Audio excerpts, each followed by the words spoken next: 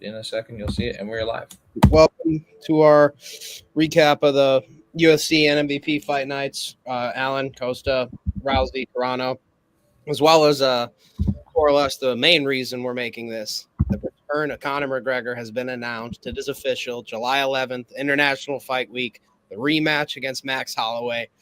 A great card. Tony's fucking going straight retard mode over there. Conor McGregor is back. It is a good day. Brandon Royval is going to die. That's why Mike just turned on his cam. He's happy, ready for that. Parlaying Loner Kavanaugh with Luke Riley for the ultimate British Chad striker. You know, I'm going to make like fucking $2 off of that, but still, you know, I hope they fade Loner. I really hope they do. I find it unlikely, but yeah, who knows? You know, I feel like they're still stuck in the dark ages a little bit when it comes to like these unk flyweights. Not that Royval's particularly an unk, but yeah, my boy Loner's going to get that done. I love and trust Loner. Loner, knock out that nonce lad. I love and trust Luke Riley and Loner Kavanaugh. I know they'll go in title shots. At least Loner. Luke Riley, he's got to prove a little bit more. Loner versus Van would feed family. Yes. Make sure he gets to that fight. That's a real life Dragon Ball Z fight. Like, actually. Yeah. Like, really. Like, we joke about that in flyweight because the frequency and the pace of the fights, like, and the well-roundedness of the martial artists and shit, that is genuinely a Dragon Ball Z fight. Yeah. That's, you could argue the best boxer in the weight class versus the best kickboxer in the weight class. That is absolute fucking cinema. I don't think you can argue it with Van. He's definitely the best. Van is the Vegeta of MMA. The only That's person on par to say about it is Manel. That's on par, like, honestly, to eclipse like a Jan O'Malley type of striking match.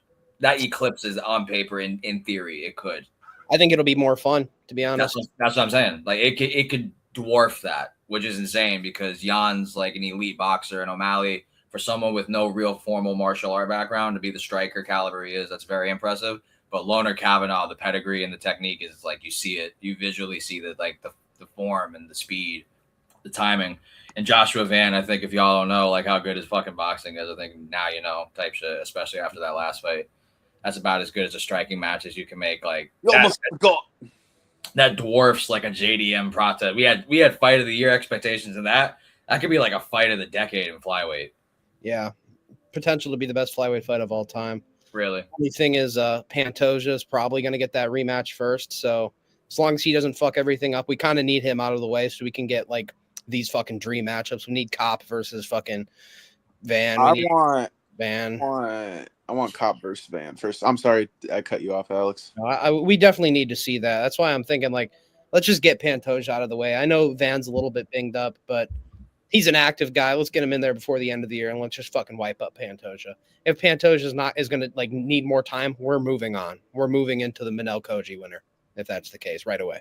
Yeah, I think the division will definitely be in boost. I like Kyoji, I really do, but I think we really need Manel to win. I want Manel versus Van so bad. I think that would be a hilarious press conference. I think Manel is gonna like try to fight him in the. Like, he's going to be like, you little bitch, you took my title shot. You took my title shot. What you going to do? What you going to do? What you going to do? Like, I could so see him trying to fucking go little man syndrome on Josh, bro. I like both, man. I really do. I like Manel. I like Van. I think that's definitely a fun fight. I don't know who. I got Van for sure. But I think it would be a very dangerous fight for him, though, because Manel is dangerous when he's on par. Like, his striking is phenomenal. Nobody's gonna grapple in that fight. I think the only person I could see grappling is if Josh gets hurt and he shoots for like a second, because that's what he does when he gets hurt a little bit. When he has like a moment where he ate a decent shot and he'll like shoot a takedown in, and then he'll still go for inflicting damage on top. Like, I think this is going to be that would be a war for sure, but we need to get rid of Pantoja in the Bro, look at this. Look at my share screen, guys. Yeah, that card is stacked, man. This like, is 329. Wow. Yeah. I'm seeing my favorites and Mike's favorites back to back. Yeah. Wow. That'll be fun to watch.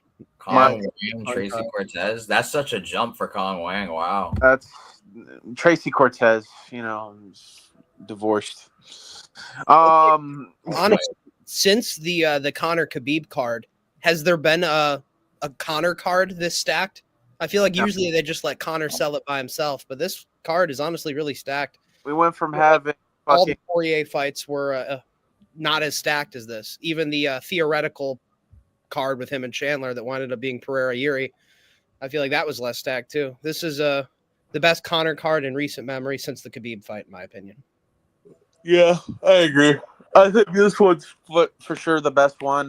Co-main event is definitely better than the last few co-main events from Conor, from Conor's card. Wade versus Burns as a co-main. Yeah, that is true. Yeah, that shit was AIDS. I'm not gonna lie to you. That was just Gilbert like nut hugging. Yeah, humping him. I like Gilbert, but like that shit was boring. I can't lie. Yeah, Hooker versus Chandler was a good co-main event too. I feel like they kind of threw that on there to help sell it, and then nothing else. That was like the one moment in the UFC where Chandler actually looked like a smart fighter. Yeah, and other than those two fights, I feel like he had like fucking Nick Lentz on the main card. Nick Lentz. Like, honestly, I want to say like him and Evloev was like the prelim headliner on the main card. I wouldn't be surprised. Fuck that brings me back. I haven't heard that name forever. Yeah, Nick Lentz. Nick fuck. I'm not gonna lie. I'm not gonna spoil it, but when I look at this screen, specifically this main card, there's a parlay in my mind that I'm very happy that I will get to place in my lifetime. All right, I will not spoil that though. There is, if you know me, like you know, but yeah. I don't want to give anything away too much for 320, but very awesome event. 2 rematches, the debut of Gable Stevenson, that's dope. Loner Cabin Operator Royval, that's a banger. Damian Pinas, Cesar Almeida, that's a fun striking match. I'm imagining, based on this right now, that's prelim headliner, I would imagine. Like an opportunity to broadcast Pinas in the main. You're imagining Pinas in a main card?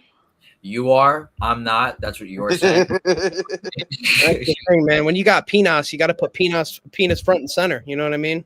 Yeah. You got to put Pinas out there so everybody can see it. 4 former champions: Robert Whittaker, Cody Garbrandt, Conor McGregor, Max Holloway. That's dope. Yeah, that's awesome. Great card. Yeah, light heavyweight debut for Rob. Honestly, I think he gets it done. Yeah, I don't really give my full on picks till the card the prediction video starts. But so far I like some good picks here. We're gonna have a huge take going into that main event. I know that's for sure. I'm for sure pumped for that fight. I'm a huge Conor fan. I'm happy he's back. I think, did we drop the ball on potentially getting Masvidal versus Conor? Yeah, but I think regardless, it's going to be a good fight. Conor's coming back, juiced to the fucking gills. I know he is. Max is coming back after just getting raped. I don't know if I was able to say that on YouTube. Yeah, but we say molest all the time. We're good. Huh? We say molest all the time. We're good. Yeah. But you know what I mean, though. He got destroyed by Charles last upcoming fight at 155. Now he's going to 170. I know it's not like a major home for him. It's just for this one fight. We don't even know how he's going to look in shape. Conor, we all knew Conor was coming back for International Fight Week, I think. I know there was like a little tease that he would fight in the White House card, but then that shit ended like a month. And then we all kind of knew that he was still going to fight in International Fight Week. Conor was in camp. I'm pumped for this card. I really am. I'm happy Conor's coming back. I know I'm going to sound like a casual that whole fight week, but I don't give a fuck. If you hate Conor, you don't like fun stuff, bro. Just take away all the shit that he does back outside of the cage, man. I don't know how you cannot like Conor McGregor. Facts. Well, honestly, I feel like 90% of the viewers the UFC in general are Conor McGregor fans, or once were. Unless you're like a niche like fan base, like a Khabib fan base, or like if you came over with like the French wave with like Gon and Benoit. It's all about Conor. We're all here watching Conor. Like I watched Conor before I watched anybody else. I'm sure you guys can probably say something similar. He's the reason most MMA fans tuned into the sport. That's what took it to this global level. Conor McGregor, no matter if you like him or dislike him, biggest star the sport's ever seen. One of Yeah. the combat sports stars of all time. Like I think he's up there with some of the top boxing stars of all time. You know what I mean? Like stardom wise, I think him and Mayweather are very similar. I think he's that level of star, and in his prime, man. Watching that was a real treat. Like that was. I know people bring up Anderson Silva. Conor McGregor was doing it against way better MMA fighters than Anderson Silva was. Just fucking making him look silly. Yeah. That funny enough, that was like my first major card that I was like that made me get into like full on MMA is that one card with him, and that first Poirier fight was the one that made me like really like watching the UFC more. You had Jones Cormier as the main event. You had Conor versus Poirier, where Conor was calling Dustin a peahead the whole time. That shit was such a good card. I can't lie to you. That was a very good card. I loved that card. I like Conor, man. I can't wait for him to come back. I was gonna cheer for him regardless of whoever he fought, either if it was Chandler, Holloway, Masvidal, whatever. And I like Masvidal, but I can't cheer against Conor, man. He's always gonna be one of my favorite fighters to watch. I remember when I fucking watched him fight Khabib, I even cheered for him in that, and this might mess up my pick. Spoiler: I am gonna pick Conor to beat Max so far. I picked Conor to beat Khabib out of just pure cope. Like I just said, nah, fuck that takedown. Ally Quinta, you went 5 rounds with a real estate agent. You're gonna fight a man that went toe to toe with Mayweather. Like I kept saying that. I just kept making pure copium takes. Like I that was my whole thing, and I'm like, y'all really think that Conor is gonna just like get bitched by this daggy after having to go through so much lawsuits because of this man? Like no way. There ain't no way. Conor's gonna get that back, and he didn't get it back, but we got a round off Khabib. We got a round off Khabib. I don't know, man. I'm pumped. I can't wait. I'm definitely gonna be glazing Conor that whole card, and like I said, like Conor or not, he's gonna draw a huge crowd. Even like the one thing that I love about the Irish fan base, they might be kind of like casuals in the way, but they're gonna watch the whole card, like even just to wait for Conor. Like they're probably gonna be chugging pints while watching what's the prelim opener? Let me see. I think it's the third. It's as of this moment, like the first typology bout was Tracy Cortez and Con Wang. I mean, they're probably not going to pay too much attention unless if Tracy Cortez has some beautiful positions on mount. Other than that, I don't really think there's any viewing purposes for that one. Cheeks. Yeah. This is Big step up for Con Wang, in my opinion. That's crazy. But I definitely think the Irish fans and up and coming like Conor, I don't know what's up with Conor's like attention span with fans. Like fight fans have weird attention spans. When they have a random card, they don't watch the prelims, they just watch the main event. I feel like they're gonna watch the full card. I think this is gonna be a full card thing. I've seen a lot of casuals watch a full prelim card all the way to the main card for a Conor card. Like I think when they see a Conor like card happen, they think something big happens in the UFC. So I think it's definitely going to attract fans. I talked to Adrian Yanez about that.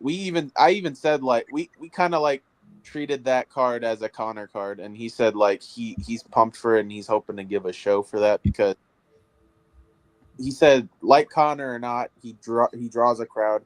Fans are definitely going to watch the full card regardless. and I think that'll be a good name. Good, like it's a good name to give out to put out there for like your up and comers, your Loner Kavanaughs, your Yanez's, your like those fun fighters that are there that haven't really gotten a huge fan base yet. I think that'll be a good step up for them.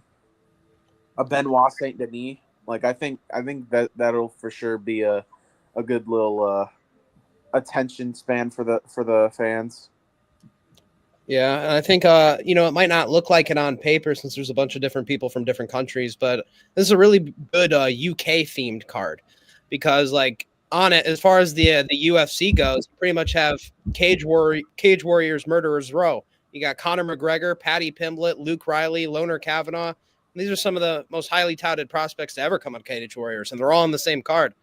I think this will have a lot of UK fans tuning in for a number of reasons. Anybody that watched the Cage Warriors, this is a great card for you, not just because it's Conor McGregor, but you're seeing all your guys fight again. A lot of them really are unranked, have like one loss in Leonard Kavanaugh's case, or in the rankings like Patty. So, yeah, I think it's good for that fan base, big time. What do you think, Tony? Yeah, 100%. Covered a bunch of different markets. UK, Cage Warriors. You got 4 former champs. You got 2 undefeateds, Gable Stevenson and Luke Riley. Good flyweight fight. Got Aruba with Pinas, Americans. I think Australia, Ukraine. You got a bunch of different flags. China, Kong Wang. It's a great card. Great international fight. We can't wait for it. It's really international. Yeah. But 329 will have its day. Let's talk about fight night that happened and the MVP card as well. Where do y'all want to go, MVP or UFC? Let's go UFC first. I'm sure we can breeze through MVP pretty quick. At the end. All right. First fight of the night was Nicole Cagliari getting the 3rd round arm triangle choke over Shauna Bannon. I took the dog shot with Shauna Bannon. From what I understand, I didn't really get to watch the fight. I was just going off stats. I think she got taken down multiple times in the first round, and she was getting out significantly struck, but she ended up outstriking total strike wise Cagliari in the first round. But round 1 was definitely Cagliari. Round 2, I didn't really want to watch the fight. I was just looking at stats. Shauna Bannon was catching up, so I think it was 1-1 going into round 2, and then round 3 she got subbed. So don't hate the dog shot I took. I didn't feel like Cagliari should have been as big of a favorite and as much as a lock as people consider her to be. She did get takedowns, but she wasn't really doing anything crazy effectively wise, effective with the damage wise. She did get the 3rd round sub. That's just because Shauna Bannon's just not great at jiu-jitsu. But against a higher level opponent, I don't know if she'll be able to get away with not great striking, getting outstruck from bottom. I don't think she'll be able to get subs as consistently as she was able to get today. But good win for Nicole Cagliari. I was wrong, but I don't hate myself for taking the dog shot with Shauna Bannon. I leave that fight good win Cagliari, but against a higher opponent, I don't think it's going to be as successful. Good win. Yeah, I picked Bannon as well. Looked like shit might happen after the 2nd round, but I think there was an eye injury at the beginning of the 3rd with a big jab Cagliari landed, and after that she got on top and it was just over. Women's MMA, what can you do? In a fight like this, I don't mind that I took the dog shot. I don't regret it. But yeah, women's MMA. What are you gonna say? Yeah, I went with Cagliari in this fight. I didn't really watch it too much. I was out with my friends on that one. We were watching the fight, but I didn't really pay too much attention until the end. Yeah, shout out to Cagliari, man. All right, moving on. The flyweight division, you got Daniel Barres and Luis Garule, where Luis Garule was able to get a decision win. They had it 30-27. They thought he won all 3 rounds. Another fight that I didn't get to really watch live because I was just in a great spot Wi-Fi wise. But stats Luis Garule just I feel kind of out pressured Barres. But I do remember hearing on Twitter Barres did a bad transition on the ground and he basically gave up the round essentially for it in the 2nd. Like he had the back and he turned it into like the dumbest position ever and wasn't able to capitalize. In hindsight, like I thought Garule was going to be easier to hit. I picked Barres by second round TKO. I took another dog shot, but he's 37 at flyweight. That's tough to like perform at a high level there. Garule was 0-3 in the UFC, and that was a bit of a theme that we saw today. We'll talk about it more on the card, but like guys who went winless in the UFC were still favored over guys who had a win in the UFC. Barres had the win over Altamirano, which I rated higher than all of the losses that Garule had. He looked just better in those performances, but he also lost to like Lima. He lost to Phil Ho. His gas tank isn't great. He's kind of a finisher bust kind of fighter. Garule, for what it's worth, he just kind of pushed a consistent pace, outstruck him, mixed in takedowns when he needed to. Went 1 for 5, but still like was able to get control time off it. Good win for him, but still like another performance where I don't hate myself for taking the dog shot. It's just I guess he's more durable than I thought. The Ode Osborne fight wasn't a great look for him, but losing to Alden Korea is not that bad. Yeah, like his grappling, he went 1 for 5, and I don't even think Barres has crazy takedown defense. So good win today, but I think I will still fade in the future. Yeah, I was watching that fight in the sports bar that not really to talk about. Louis Squirrel just whooped his ass. It was kind of a bad pick on my end. Do I regret it? Not really. I think they're both mid. Was it a disappointing outcome for us and prediction-wise? I'd say yeah, but I don't really care. Good performance from Luis Garul, I guess. And yeah, nothing really else to say about it. Yeah, it was an interesting fight on paper. Garule won. I did agree with the 30-27 decision.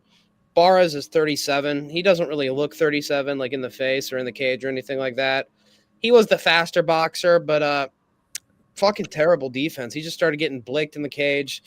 Honestly, he didn't have as big of a striking advantage as I thought he would. Garule looked mid in his career so far, but in this fight, he looked good. Hands were good. He's honestly just a bigger flyweight. It's got more muscle to him. Barnes is pretty skinny, pretty soft to the body. I thought the speed of the boxing would make him win in a fight where I feel like it'd mostly be boxing.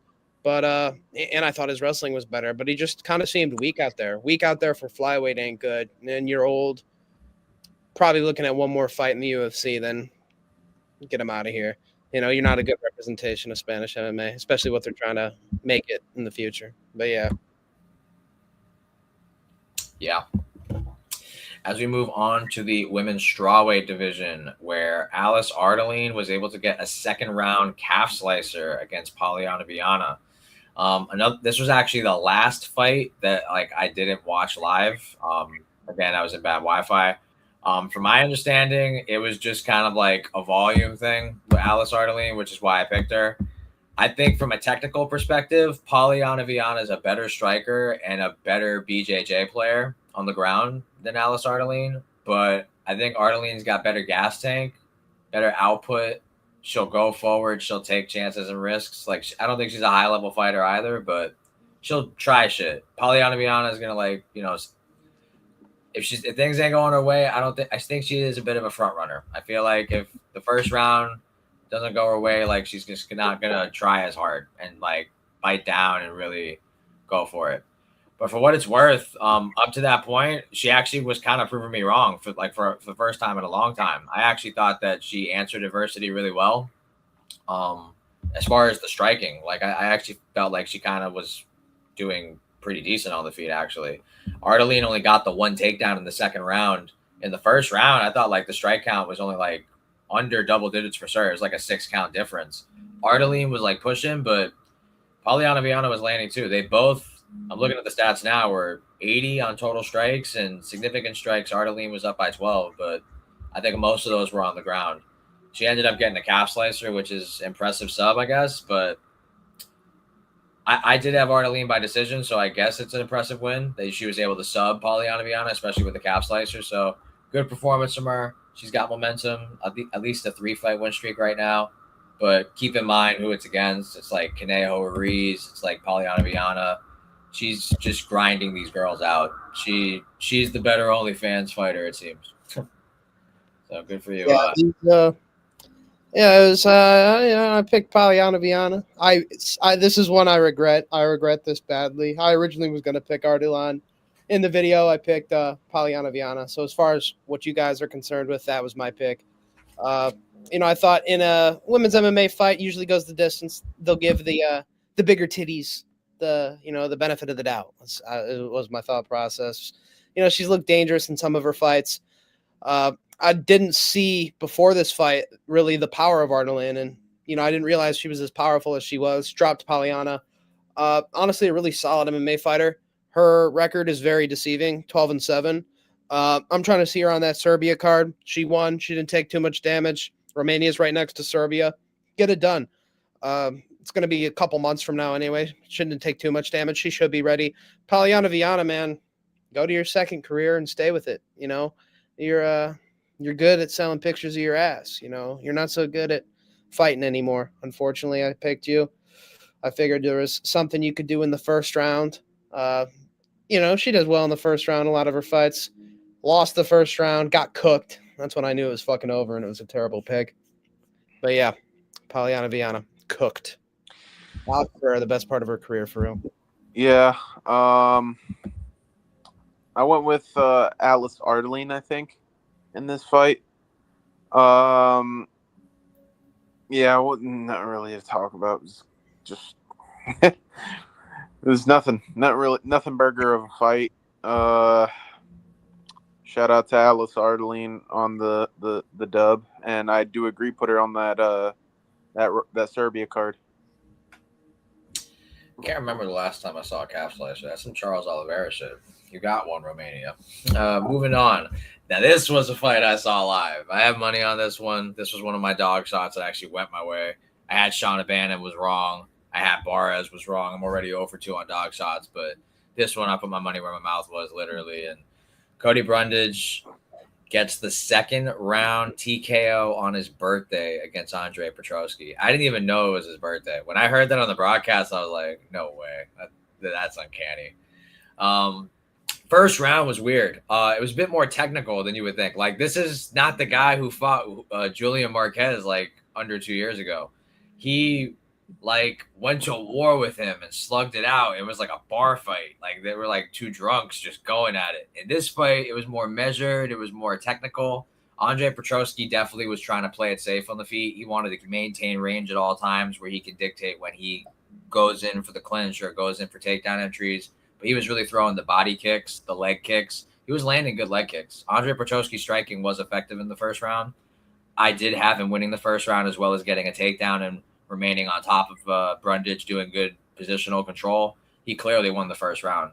I wasn't feeling great going into round two, but I was like, all right, the main reason he's losing is because Cody wasn't freaking throwing to it. Like, he wasn't. Like, he's just letting Petroski leg kick him and body kick him and then take him down. He's literally getting outstruck by a guy who has, like, well, the narrative, he has no chin. And second round, we found out why. I'm talking about the first punch that Cody lands clean on his jaw. He collapses immediately on the canvas, and refs tonight were not playing. They were letting guys die in there. Like, if you got dropped, like, they was just letting them go have at it. I didn't hear no bell, type shit. Like, it was crazy. He dropped him instantly in the second, just jumped on top of him. I remember screaming at my phone, like, ref, do you want him to die? Who does he owe you? Like, fucking, it was crazy. Brundage was teeing off on Petroski. Thank goodness the ref eventually pulled it off. He really could have been dead in there. Like, that was terrible. Yeah. Great win for Cody. I'm proud that I picked him.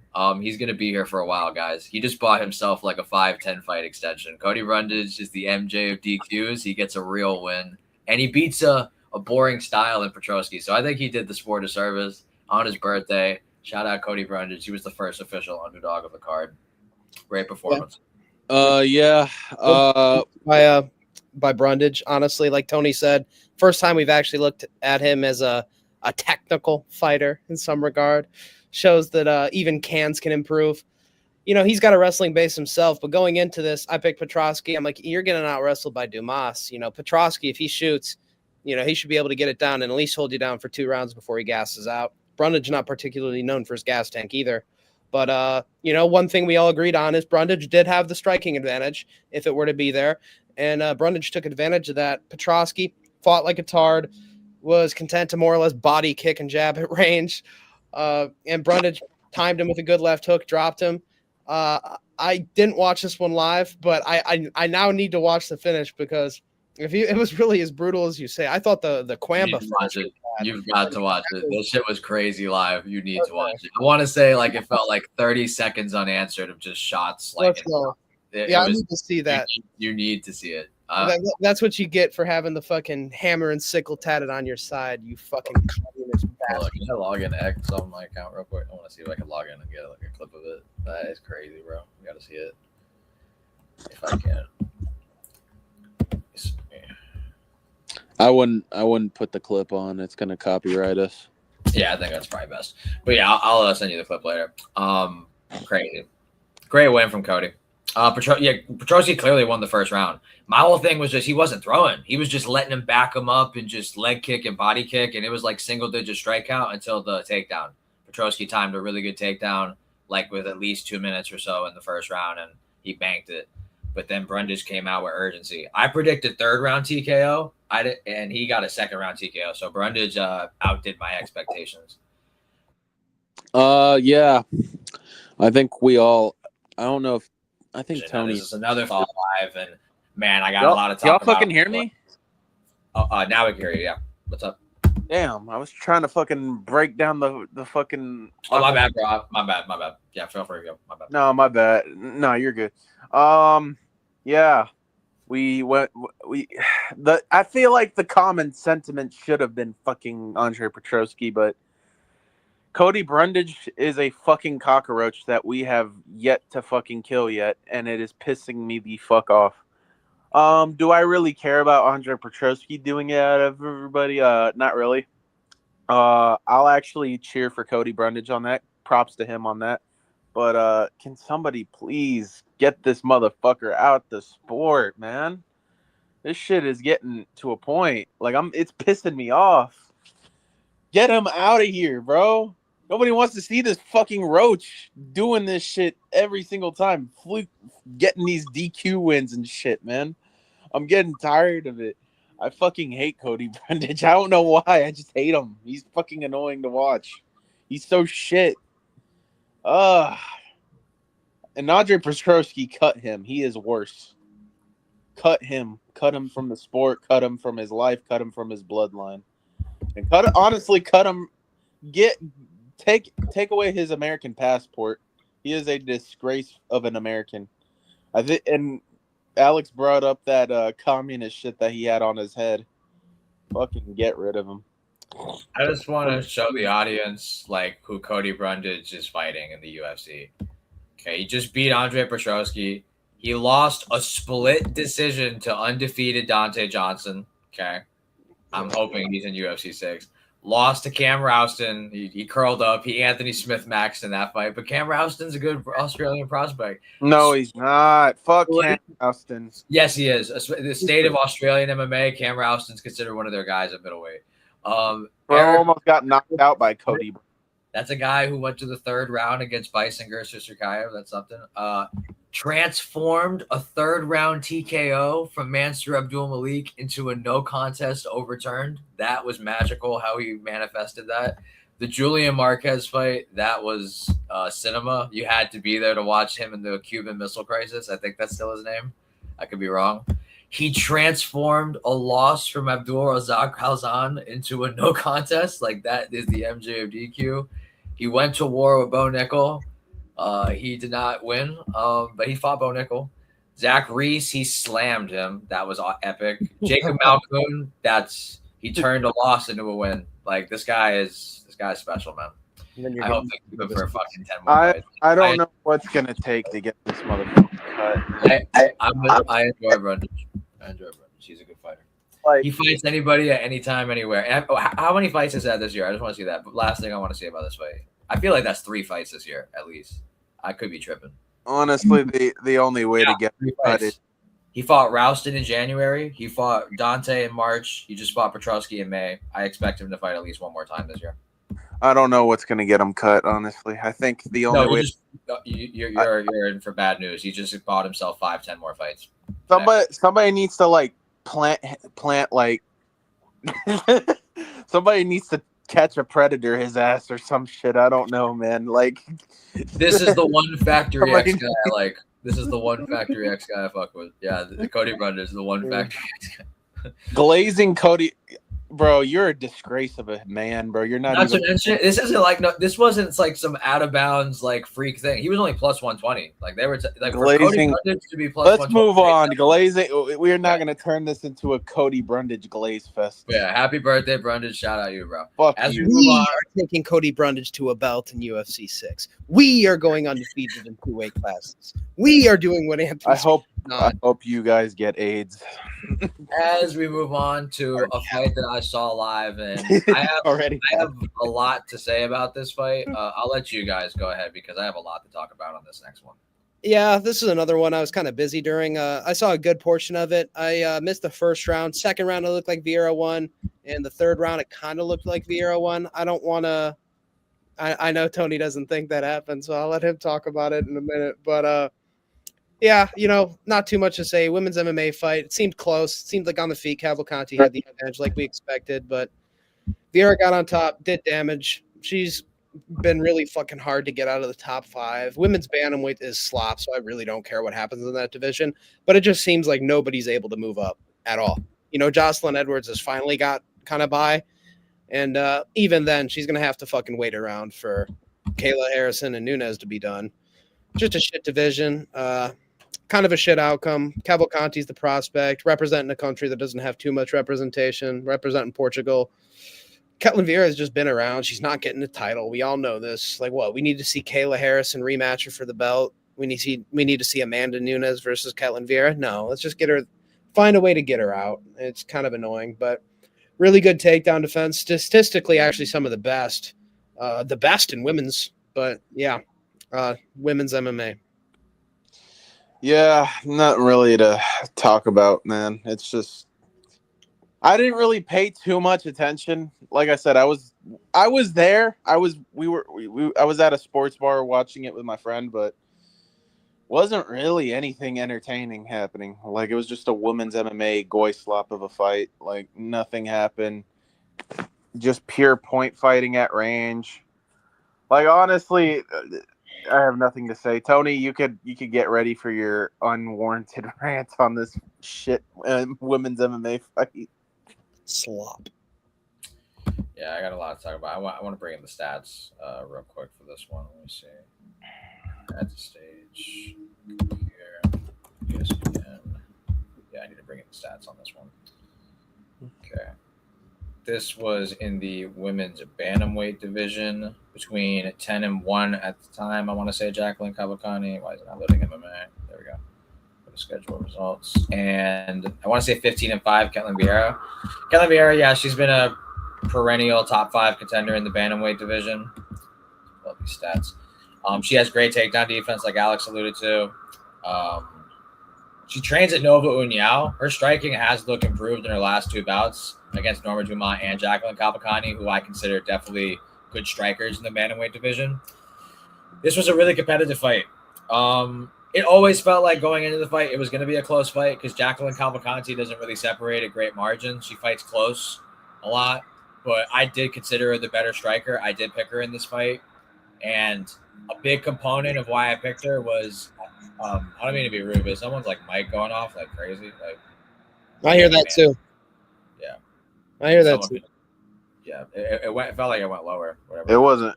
It ain't me. I don't think it was Mike. He was muted. Yeah, my shit was muted. Okay, but yeah. First round was close. Ketlin's striking did look improved. Her boxing particularly. She really has improved her boxing. She was landing some good hard punches, but by the end of the round, like it was 21-9 in favor of Cavalcanti, and she had attempted more strikes, and Ketlin didn't shoot a takedown. I thought like you could argue out of her 9 strikes that were landed, like hers were more significant, but if no one got rocked, if no one got dropped, I feel like I have to go off points. There was no grappling at all. Cavalcanti attempted more strikes and landed more strikes. So I felt like she won the first round.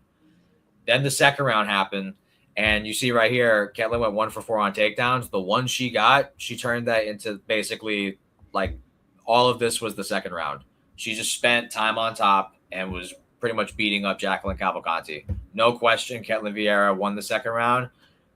I don't want to say 10-8, but that's how dominant it was in favor of Ketlin Vieira. She literally was on top of her for 4 minutes in the second round. So in my mind, it's 1-1. The third round happens. Cavalcanti ends up outstriking her in the bout, outstriking her significantly. I thought she clearly won the third round. Defended takedown, shucked off Vieira, was nonstop pressure, nonstop volume going the entirety of the way. I thought she clearly won round 3. So for me, I thought that Jacqueline Cavalcanti won. I kind of want to say robbery. I thought it was a split decision type fight. I didn't think there was a unanimous winner in that either way. I felt like you had to make that split either way. Maybe that's just me having a flair for the dramatic, but I really felt like that was a close fight. I thought the first round is really how you score it. I think there was some redness like on the side of like Cavalcanti's eye from some of like the punches that Vieira landed in the first, but if no one got rocked, no one got dropped, I feel like I have to go off points, and I feel like Cavalcanti won the first. Vieira clearly won the second. Cavalcanti clearly won the third. She outstruck her, more significant strikes. She went 1 for 4 on takedowns. She did make work with the one takedown she got, but that was the second round, and I'm giving her that. But I really feel like Jacqueline Cavalcanti kind of got robbed. I'm not gonna lie. I really felt like she won that fight. 3-1 Cavalcanti, round 2 Vieira. Yeah, I felt like it was a split. I didn't think there was a unanimous winner either way. But for what it's worth, Vieira's striking is improved. Her grappling is noteworthy. Went the distance with Kayla Harrison. She's only fought like the who's who of bantamweight. Good win for her. Arguably could have won the Norma Dumont fight in all realness, but I felt like Cavalcanti won. So I would still consider picking Cavalcanti going forward, but Vieira's improved. I'll give her that. Vieira improved. As we move on to the next bout between two UFC debutants in the lightweight division, we had undefeated Tommy Gant get a second round TKO over, at the time, 7-0 Artur Miniev, now 7-1. Good performance from Tommy Gant in your UFC debut. You got the finish. The first round was just Gant in on takedown attempts that weren't really successful, that led to like 50-50 positions up against the clinch where they were just like jockeying for position, and Gant was better to get like knees to the body. Like the strike count was very close, but in that type of fight, Gant, that's what he wants. He would much rather play that type of game than let's go box with Artur Miniev. Like, props to Gant. He fought within his strengths, like minimalize any risk whatsoever. So like high fight IQ for a guy making his debut, as he should at 33 years old. He can't afford to make mistakes. Like, he really has to capitalize on the moments that he has, and good on him to fight in his style and to make good work of it. Ended up getting 5 minutes of control time. Clearly outstruck him, as you guys can see, 72-28 in total strikes and 20 more significant strikes. It was pretty much a clinch fest in the first round, really. But in the second round, he was able to advance the positions and end up getting the TKO in the second. So good win from Tommy Gant. Artur Miniev, it's a learning lesson. This was a high-level wrestler that he fought. He had good wins in his career prior with knockouts, but levels were shown in the grappling, and it ultimately led to Tommy Gant. I picked him by decision, but to get the finish over Miniev, that's impressive. So I don't know, though. Like, he didn't get the dominant positions early against someone that can defend the takedowns, who's a good striker. I want to see that against Gant. I want to see him answer some more questions there, but was able to take an undefeated guy's record. That's always a good look, and remain undefeated himself. So I like the activity for Tommy Gant. His MMA career in general, amateur and pro, started in 2023, and 3 years in, he's 17-0 pro and amateur. So good activity, good win in his debut for Tommy Gant. Yeah, watching it in the first round, like you said, it was pretty boring, to be honest. He was pretty much Marab Max and shooting and failing takedowns, getting some, but honestly, for short notice, Miniev showed good takedown defense, good get-ups.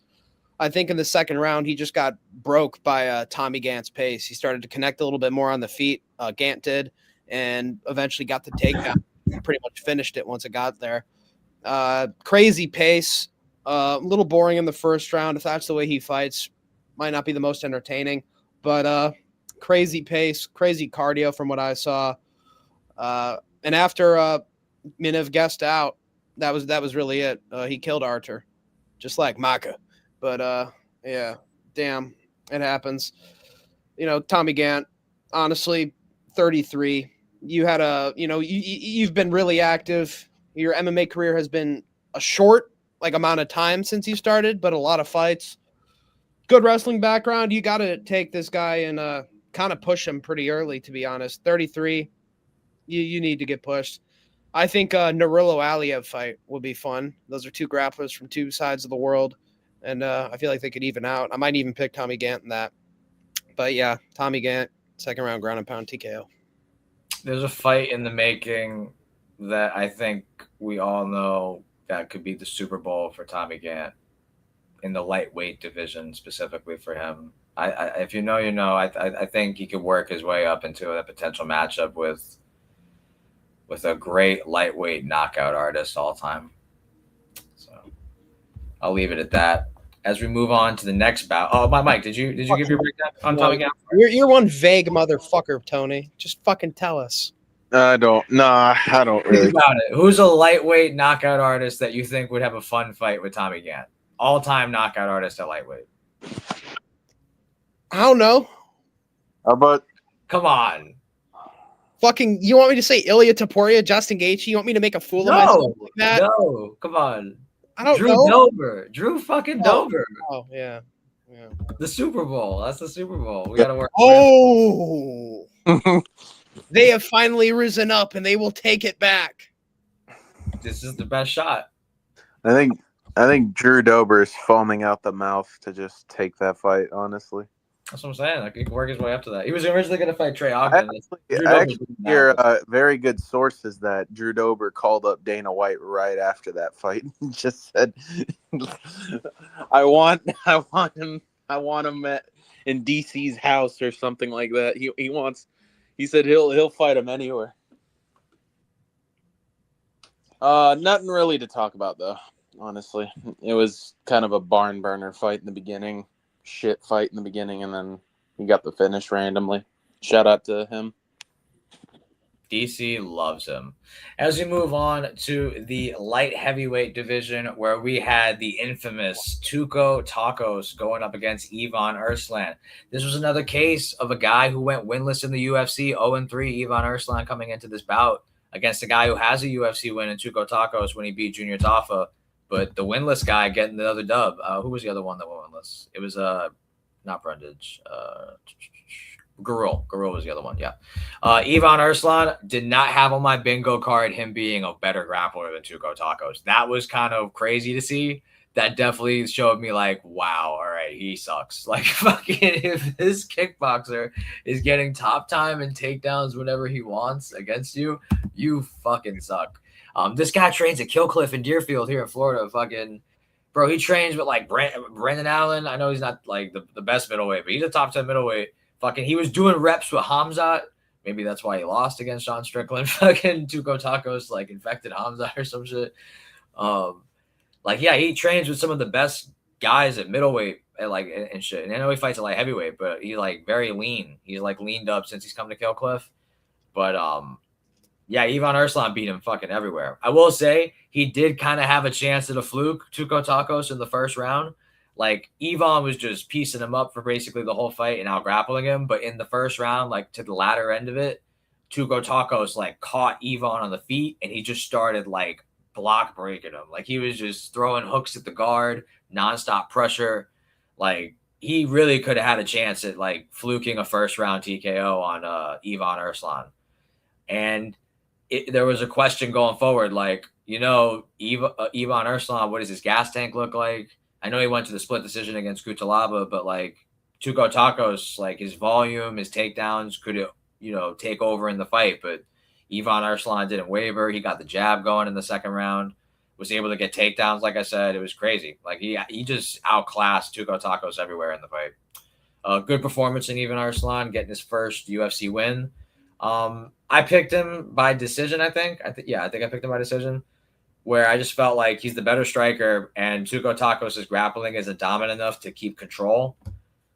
Yeah, and I just didn't expect him to be so effective with his grappling. That was crazy. Good win on him. It's good to have different demographics and flags and different nations in the UFC. I think he's Croatian. It's good to have like them get a win, so he got one. Nothing crazy from him, but a good performance. Like he outclassed Tuco Tacos, but it's Tuco Tacos, so we'll see what happens when he fights a good middleweight again. I mean, yeah, light heavyweight.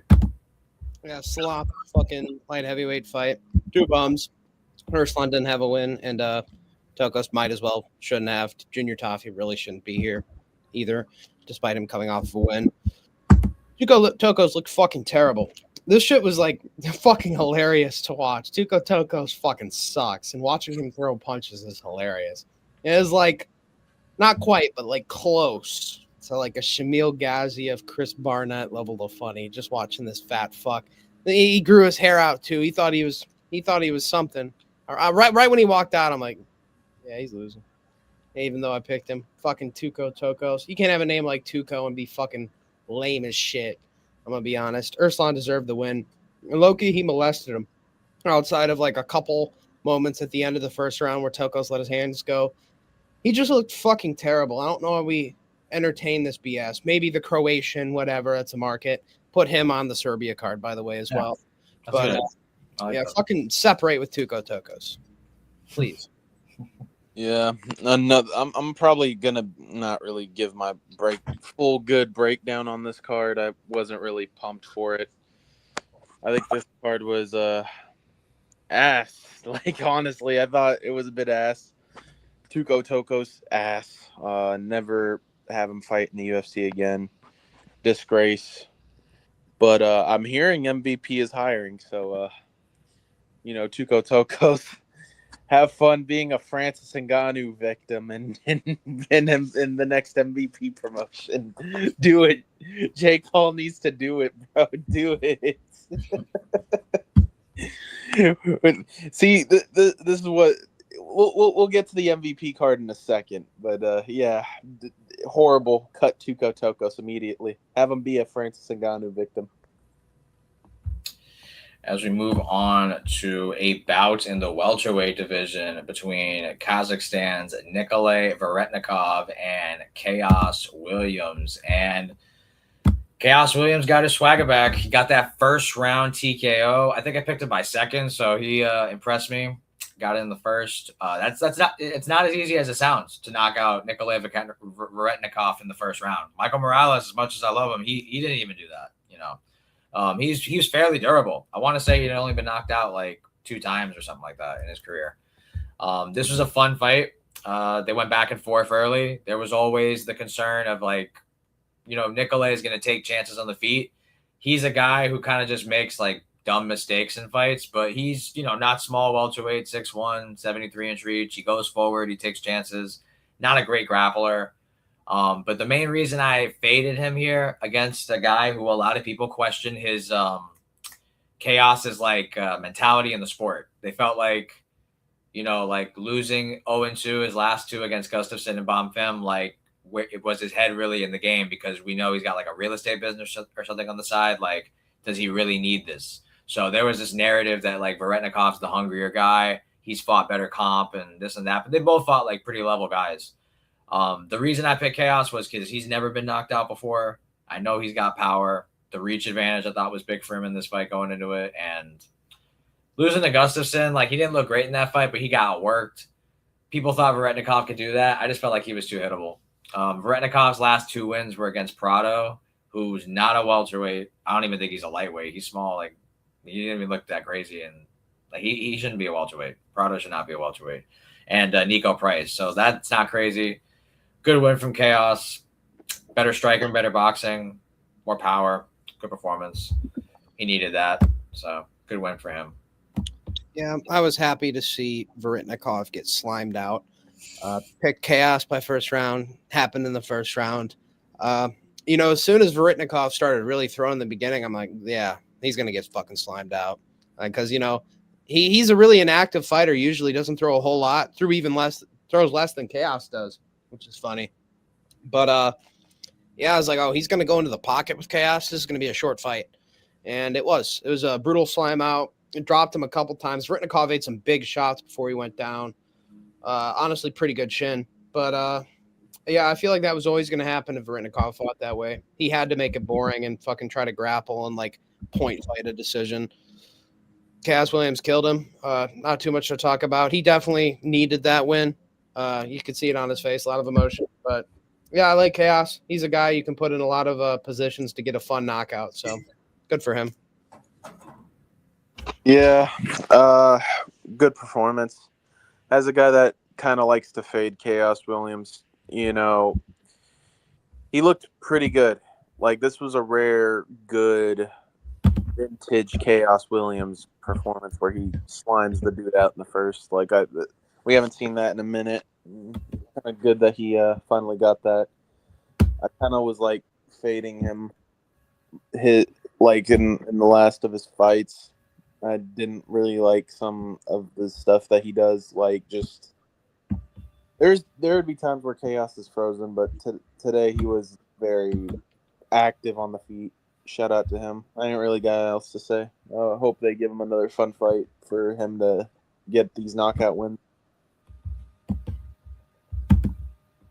Yeah, 4 of his 5 pro losses are like Michel Pereira, Gabriel Bonfim, Andreas Gustafsson, and one more, Randy Brown. It was like a split decision. So he's only really lost to like UFC caliber competition. So good win for Chaos Williams. I'll always watch him fight, I guess. As we move on to the next fight, this was awesome. In the bantamweight division, we had Timmy Kawamba, who actually has fought now in like 3 weight classes in the UFC, which is kind of impressive in its own right. This guy went from fighting Balaji Oki at lightweight to Lucas Almeida at featherweight, I want to say, and fighting now Bernardo Sopaj at bantamweight. And this was a great performance from Bernardo Sopaj. Real improvements, real strides were made. Glad I got this pick right. I just felt like he was the better fighter potential, like skill-wise. Like, I just feel like he's very technical on the feet, in the grappling. His UFC debut was a tough outing against Vinicius Oliveira. He was arguably up 2-0, and then he got, on the wrong end of the viral knockout of the year candidate, flying knee in the 3rd round from Oliveira. That was a tough loss, but he bounced back, beat the likes of like a Ricky Tercios. I want to say he had another win before that, but maybe it just been that one. But Bernardo's striking looked really good in this. I felt like he had better management of his gas tank, like in all facets of the game. Striking, his volume, the way he used his footwork, his grappling. This was just like an overall great performance from Bernardo Sopaj. Landed good exchanges with his hands, was able to get the grappling going. Very impressive performance, in my opinion. He was beating up Kawamba, and then he was able to get the sub in the second. He exceeded my expectations. I think I had him by decision, I want to say, where like he would win the first 2 rounds and then like have a sweaty third. That he exceeded my expectations. Massive strides and improvements I thought were made, but you can make the case Timmy Kawamba's not that good. But this is a guy who fight at lightweight, and he was able to get grappling going there, and he kind of like got like manhandled in the grappling here. So really impressive performance from Bernardo Sopaj. Trains at TriStar. He's just good. Good fight IQ, good striking, good grappling. I'm very excited to see where he goes. I don't know if he represents Albania or Swedish, like the Swedish flag, but good fighter. Really interested to see how he develops. Yeah, brutal finish. Watching it live, I was calling for the refs to stop the fight. It's one of those that just didn't need to go as long as it did. Like, look, his head's still fucking red, even in the photo. That shit's rough. Really? Sopaj, more of a single shot guy. I took the shot on Timmy Kawamba. I actually liked the way he looked early, too. Good on the output, and that's the way you got to beat Sopaj. Sopaj got a good ground game. After he dropped Kawamba, I was like, yeah, okay. You're not as tough in featherweight or bantamweight as you were at featherweight. Good scrambles, good defensive ability by Kawamba, but just not as good with the hands, not as powerful, and not as good of a grappler, and a worse chin. Those things will make you lose MMA fights. But shout out to Sopaj. He seemed a little bit improved. He is a young guy. I will worry about his size and his cardio going forward, but he's a good fighter skill wise. Outside of that, of course, Kawamba's mid. Yeah, fair. Mike. Yeah, not really to talk about. Sopaj had a pretty good win. Showed improvements in certain things in his game. Are they like the biggest? Oh wow, he's up there moments in the rankings? No, but he had some pretty good improvements that he had that made him a little like iffy in the last few fights. But yeah, shout out to Sopaj. I ain't really got much to say. Yeah, I don't know if Timmy Kawamba's weight class is bantamweight. That's a tough weight cut, so I have to consider going back to 145 or something. Speed didn't look crazy with his hands as much as it like used to, but still a great performance from Bernardo. As we move on to the middleweight division or catchweight, whatever this fight was, no, light heavyweight. I'm tripping. Yeah, Modestas is the light heavyweight. Between Modestas, Bukowskis, and Christian Edwards, this went to a split decision. I did not catch the first round. I missed the first round, but the second round I felt like Bukowskis won. The third round, I felt like Edwards won. And like looking at the stats going into like the end of round 3, I was like, this is pretty close. This could be a split decision. And funny enough, it ended up being that. But Modestas was able to hold on by a thread. This was eye-opening a little bit. I did pick Modestas by decision, but I did not think it would be this close. I felt like he would have a good striking bout. He would defend takedowns. I will give Modestas credit on that. He doesn't have a great chin, and he's not powerful. So that means that like he has to like fight at like close margins. Like he can't separate. He can't really brawl. He has to be very technical, which he to an extent is. But he has good takedown defense. Like I don't really ever see him get out grappled. So props to him on that. Edwards was 0 for 4 on takedowns. He landed good shots on Edwards, but like I said, the power isn't there. So I think Modestas' problem is like he can kind of get bullied a little bit. He's not the biggest guy at light heavyweight. He's technical striker, good takedown defense, but he's kind of a point fighter. He can't really finish people, and that could be a problem at light heavyweight. So we'll see how that develops. But just a guy on 4 days' notice. He was originally going to fight Rodolfo Bellato. Looking back at it, I think Bellato would have won. If this is a split decision, Bellato, you got to kind of kill him. Vitor Petrino did it. You know, like I don't think Bukowskis hits like Petrino. So I feel like Bellato may have like maybe lost a first round that was close. But even then, like go watch this fight. Like the strike counts were like not crazy in every round. That's what made it so close. Both guys ended up only throwing like 50 total strikes each. So Bukowskis just doesn't separate well. And he turned a fight against a 4-day guy into a split decision. That's not good, bro. So yeah, if it was Bellato, I think he would have won. Don't know really what to make of Bukowskis. He just doesn't have power at light heavyweight, and that's not good. So yeah. Yeah, I had Modestas picked as well. I was going to pick him against Bellato as well. Kind of happy that didn't happen because I think he would have lost. Almost lost this fight. Christian Edwards is, look at his record, 8-5 now. This isn't a guy who really should even be in the UFC, and he made it a close fight. Damn near you could make an argument he won. So Modestas, despite being a big guy and a striker, really no fucking finishing potential in his hands unless you're like a chinless old man. I mean, he's getting starched on the feet by Jimmy Crute. That says something. You know, Modestas coming back from the knee injury, we're like, oh, he looks better. He doesn't. He's the same guy. Against Christian Edwards, he looked honestly fucking worse. Christian Edwards was able to kind of piece him up on the back foot in some moments. But Christian Edwards is a bum, shot terrible takedowns, overall had terrible striking, and he still somehow made it close with Modestas Bukowskis. I regret picking Modestas against Krylov. I regret originally picking him to beat Bellato. Bellato would have slimed him out. He trains with fucking Alex Pereira, for Christ's sake. And yeah, Modestas looked bad. Even though he won, he is a future fade, 100%. And so is Christian Edwards if he stays in the promotion. Yeah. Mike, did you have anything you wanted to add on the play? Mike left. Oh, did he? Oh, let me see if yeah, he's not. All right, we'll proceed onward. Yeah, just not a great performance from Modestas, man. I guess a dude on 4 days fucking notice. That's pretty bad, bro. Let me try to see if I can send him a link one more time. Get my charger too. Why is this not on? There we go. Try to send him a link. Makecast. Copy. how much money you make on Juan Diaz? I had 150. on him to plus 200 odds. I got like 465 back. Yeah. Oh, nice. Sport.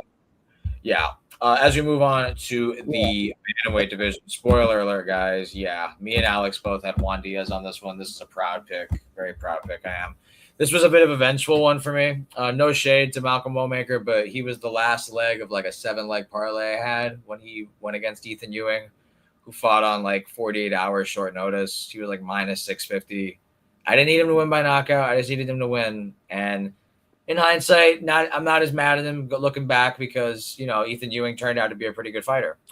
But I took a chance here with Alex here on Juan Diaz. We both saw him on the Contender Series live fight with the spinning elbow. We were both in the call. We saw that, and if I'm not mistaken, and he was good, bro. Like he's well rounded. I liked what I saw in the Contender Series, like the spinning elbow. Obviously, that shows like creativity in his striking. I didn't realize he had the grappling that he did. It was very impressive. It was kind of a boring fight a little bit because of Wellmaker, really. And I'm gonna tell you why. Like he took more of a technical approach this time around. He was weary of his shot selection. He was trying to really throw kicks early, body kicks and low kicks, things of that variety. But it was like a single-digit strike count in the first round. Very uneventful, but I want to say Wellmaker was just ahead, it felt like.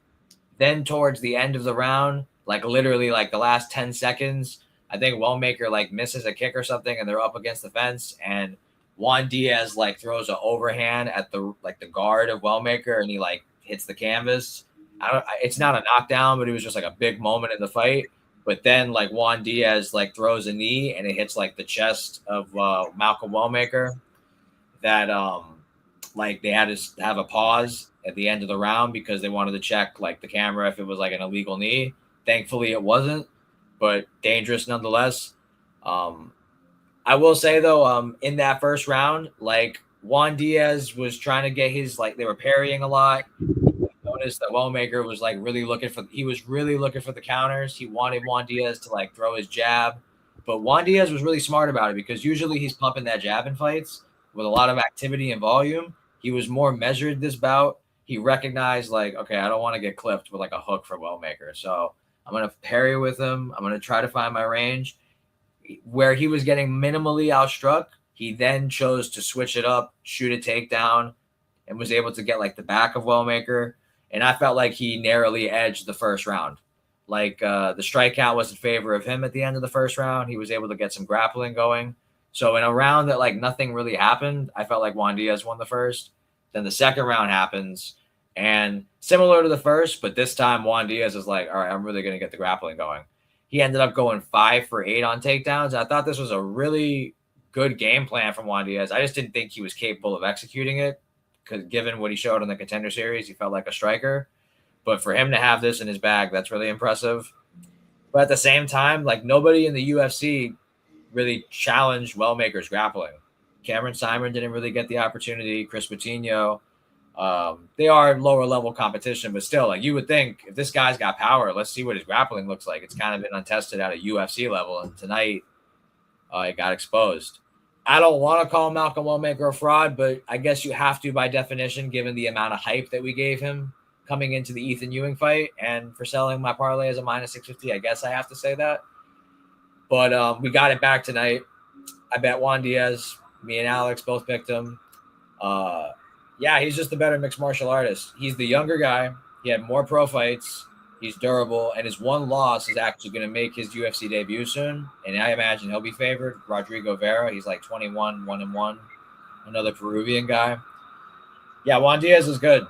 I don't really know what to make of Wellmaker. He had a good approach, like in my opinion, because like he didn't really change much other than his volume and his shot selection, which I feel like as a power puncher is never a bad idea. Like, I feel like that's what Gaethje did towards the end of his career, where, like, he's not being as stupid with his shot selection and he's not trying to match volume. He's trying to, like, look for, like, just in and out, like 1-2 big shots and, like, you're, like, win exchanges more than minutes, win moments. I think that's a smart approach for a power puncher, but really good from Juan Diaz just to show his versatility in this fight. I think he's a very well-rounded fighter. Peru, you got one, and you're going to get another one soon in Rodrigo Vera. So two Peruvians at bantamweight. Yeah, helps them if they ever want to do like a Peru card or a Argentina card or Chile card or an Ecuador card. Just a South American card that honestly doesn't include Brazil because Brazil is kind of its own identity at this point. They're like one of the OGs in MMA.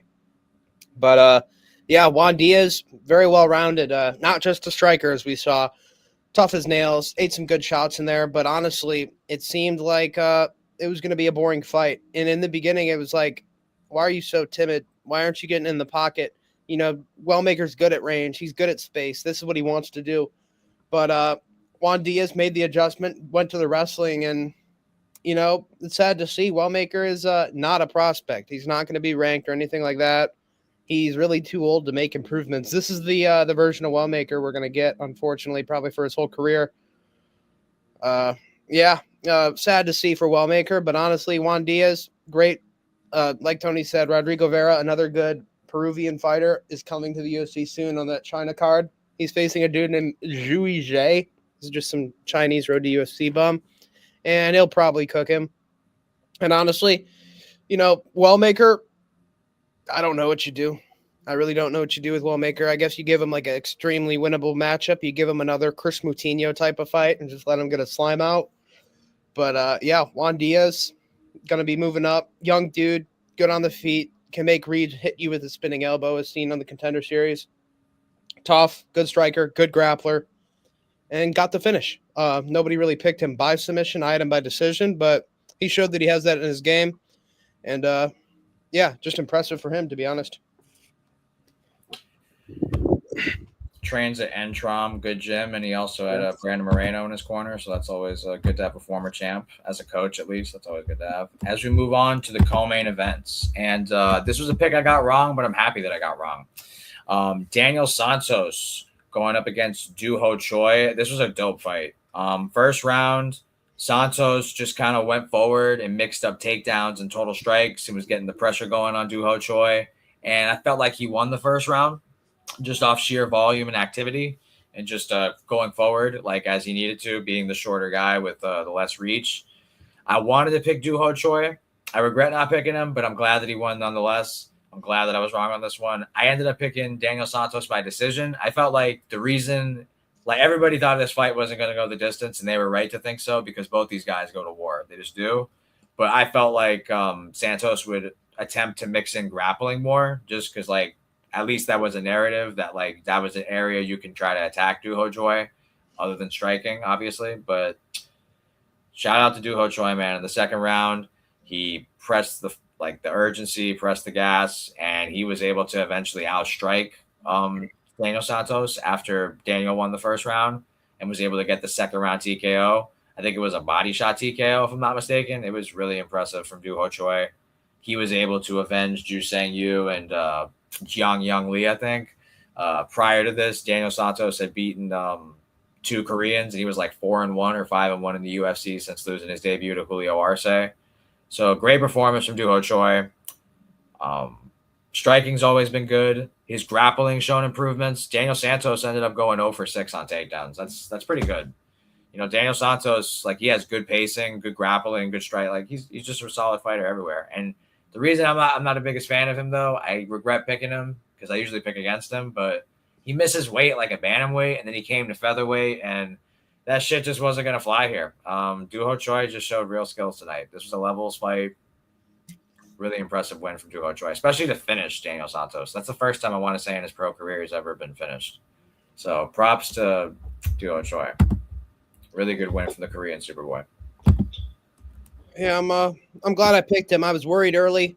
First round, he was getting pinged by Daniel Santos. The uppercut for Daniel Santos was money. He had a lot of success with the hands, but he kept throwing these fucking retarded spinning back kicks. It landed like once partially to the body, but he would throw these like fucking stupid wheel kicks. And I was watching it with Mike, and he was saying, I was like, what do you think Doo Ho's doing? You think he might be trying to tire him out? Like, after he's getting, like, pinged back and forth? I'm like, I don't know. I hope so.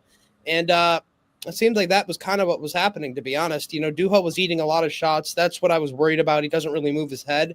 But Daniel Santos threw a lot out and a lot of stupid shit that takes a lot of cardio, like spinning back kicks that aren't even landing and hitting pure air. I always thought going into this fight, the more technical fighter was certainly Duho. He would do less things to put him in that sort of situation. He wouldn't really get gassed. He's more of the veteran fighter. But it was definitely a worrying fight. But, man, what a beautiful finish in the second round. Lead body shot KO. Starting to light him up in that second round. And I was, talking with Mike. I was like, halfway through, he's like, I think this is Duho's round. I'm like, I'm not sure yet. I think Daniel Santos is up on the output. But just started pinging him with the jab, just snapping his head back and hurt him with the right hand. And you're like, okay, here we go. Here we go. And he just unleashed a combo, finished with a body shot, KO. Fucking nasty. I love Duho Choi. Yeah, you can beat most Koreans, but you can't beat that one. That one's different. Duho's a real deal. Mike said Calvin Kattar. I agree with that. I think he smokes Calvin Kattar, and after that, throw him in the rankings. It's about time Duho got another shot in the rankings. He's one of the best skilled unranked guys. He's been around for a while, and he's still young enough and older, like where it's like we were talking earlier, like 2018 Cavaliers LeBron. It's like the perfect mix of like unk experience and athleticism. And I think honestly, and we kind of saw this with Korean Zombie's career, Koreans have a mandatory 2-year military service. Yep. You're not taking shots to the head during that time. Right. Obviously it is pretty grueling workout wise, but you come back 2 years later, you haven't been hitting the head for 2 years. So I feel like in a way they're almost like 2 years younger than what their age actually reads. And I'll be honest, this is the best Duho has ever looked, in my opinion. He used to be kind of like a skinny, scrawny guy at featherweight. He's really filled out. One of the bigger featherweights too. And yeah, happy for Duho. That was a really good co-main event outcome and a sick finish. Yeah, absolutely. Fantastic performance from Duho Choi, getting the second round finish. As you move on to the main event of the evening in between these two ranked featherweights, Arnold Allen going up against Mcgregor Costa. I mean, I want to say we all pick Arnold Allen, and we know ball. I mean, this was just a levels fight. This was the narrative that we felt going into it. And truthfully, like, I guess I get it. Like, there was a lot of like line movement late in favor of Mcgregor Costa. And I see what they're seeing. They're seeing him finish Dan Ige for the first time, him finish Morgan Charrier for the first time in their careers, and they're durable, good strikers. But this levels, man. Arnold Allen, out of his 4 pro losses, 3 of them are fucking Max Holloway, Movsar Evloev, and Gene Silva. Like, that's like an elite striker. That's in my opinion, the next title challenger, who's like perceived as the best wrestler, like I guess grappler. I think Aljamain Sterling is the best grappler in the division, but Movsar beat him, so Dagestani fans are gonna ride that. And the other one I just said, Max Holloway. I mean, Max Holloway is like an all-time featherweight. These are like levels. Mcgregor Costa's win streak is very good since losing to Steve Garcia. He's definitely made improvements in his game, and he's gotten better. This is a levels fight. And the 2 fights in particular that made me so confident in Arnold Allen picking this was his wins against Christian Rodriguez and Julian Erosa. Those were 2 fights where I felt like the exchanges in the feet, especially in the boxing, was like way too close for comfort. Christian Rodriguez was tagging Mcgregor Costa, and Julian Erosa was having low-key a war with Mcgregor Costa on the feet. These are things that were I consider red flags, specifically in the boxing. I did know going into the fight, the kicking game, the knees, and the BJJ of Mcgregor Costa, I felt like those were his advantages. He had better BJJ, better kicks, better knees. Everything else, I thought Arnold Allen was better. Better durability, more proven 5-round cardio, better boxing, better output, specifically with the hands, and he can play the kicking game too, having fought a guy like Giga Chikadze. Absolute masterclass from Allen. Yeah, happy to see him get a win. Great bounce back. Yeah, Arnold Allen just showed levels tonight, really, man. This is a great performance. Really was. Sick fight, too. Very entertaining. Getting like male strikers in the main event is always a treat, and this didn't disappoint. Arnold Allen clearly looked like the more experienced guy. His wrestling was on point too. His scrambles were good. It's the most grappling we've seen out of Arnold Allen in a long time.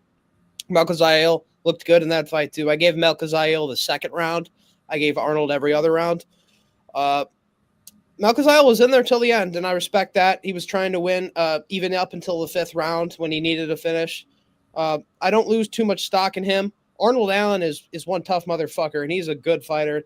Watching that fight, I was like, I don't know how he lost to some of the guys he lost to. Like, I feel like watching that, he should have done better against like Gene Silva. But yeah, Arnold Allen's the real deal. He ain't going nowhere. I feel like he's been ranked like number 7, 6, 8 for like ever. That's just like he's the perfect gatekeeper, like into the top 5. Like he'll lose to the top 5 guys, but if you want to be a top 5 guy, you're gonna have to beat Arnold Allen. So respect to him. Great fighter. His hands looked on point. It was hands versus kicks mostly. Melky had some good punches too, but after Arnold Allen kind of got his pressure, got a knockdown in the first round too against Melchizedek with a big overhand. Arnold Allen looked great. And if there's a UK card later in the year, you got to put him on it. I could see you doing like a UK versus UK Lerone fight maybe in the main event. Or you could do like Yair and like a Mexican theme card, or maybe Aljo. Or similar fighting in about a month from now, similar schedule. Winner of Steve Garcia and Diego Lopez. That'd be fun. If it's Diego Lopez, he's going to need another fight. If it's Steve, maybe you could argue he gets a title shot just off of that. Or maybe you say he needs one more. In that case, Arnold Allen would be a fun one. But yeah, same card. Honestly, we'll get to the MVP card in a minute, but it feels like every time in between the UFC fights, there was an MVP fight. I feel like MVP was strategically planning their fights, and like they'd hold them off a little bit longer when you're like, oh, they're really fucking waiting in between fights. They're fucking waiting for the UFC to be done. And then they're playing their fight in the, the ad time in between fights. And honestly, it was working out well. They're going to keep doing that if they're doing that on the UFC card. And yeah, I was like, oh, Mike Perry, Nate Diaz is going to start soon. It didn't. They waited till Arnold Allen and Melchizedek was done. So shout out to that. All of it was like just consecutive. Great main event in the UFC. And yeah, Arnold Allen is still like that. But yeah. Yeah. Great takedowns too. Went 7 for 7 on takedowns. That was really good that he mixed it in. Real MMA was displayed tonight. As we move on to the MVP card, where we had start off with the first fight. I'll be honest, I didn't watch too much of this card live. I really was casualing on this one. I mean, let's call it what it was. We felt like we knew a lot of these results were going to be, but I tuned in for the main and the co-main, so I'll let Alex take the lead on most of these. But Brandon Jenkins won exactly how I said he would, even though I didn't really watch tape on either one. I felt like it was going to be a close fight just because I think Avila is the better boxer. He's like a Nate Diaz guy. He was the only guy on the card with a negative record. It was like 8-9. Now he's 8-10. Brandon Jenkins had fought in the UFC, fought decent guys, fought in karate combat, and he just has like more grappling, more kicks. He's not just a boxer, and that's why I picked him. But it was a split, so clearly Chris Avila had to have done enough that where he could have potentially won the fight. But yeah, I still like Brandon Jenkins by decision. Yeah, it was an interesting fight to watch live. I picked Chris Avila. Record-wise, that looks bad. Figured it would be more of a boxing fight in an MMA cage, and it wasn't that. Brandon Jenkins had a huge advantage, which was the low kicks. He pretty much neutered Chris Avila's leg in the second round, and after that, Chris Avila was kind of shot and just fighting off of one leg. That being said, Chris Avila was the better boxer, landed good boxing shots. I don't agree with his split decision, even though I picked Avila. I think Brandon Jenkins won pretty clearly, probably even 30-27. He just chewed up the Chris Avila's legs. Chris Avila had good punches, and honestly, the MVP's strike count was way off. They had Chris Avila landing like 4 strikes total in the first, going into the second round by the end of the second round. Like they didn't account for an entire round worth of strikes. And I'm pretty sure he didn't land 4 strikes in the first round either. Like I was watching him land 4 strike combinations. I'm like, there's no fucking way. Wow. So I feel like unless they're like using fucking like Chat GPT to get the stats, like that should damn near feel rig. Like watching it, like it's like, damn, Chris Avila 4 strikes. Like he just landed 4 strikes right there. But no, it was not a split decision. Brandon Jenkins won pretty much every round, destroyed Avila's leg. And that happens with the Diaz camp. They have no leg kick defense. Checked a few kicks, but really he just got his leg sodomized.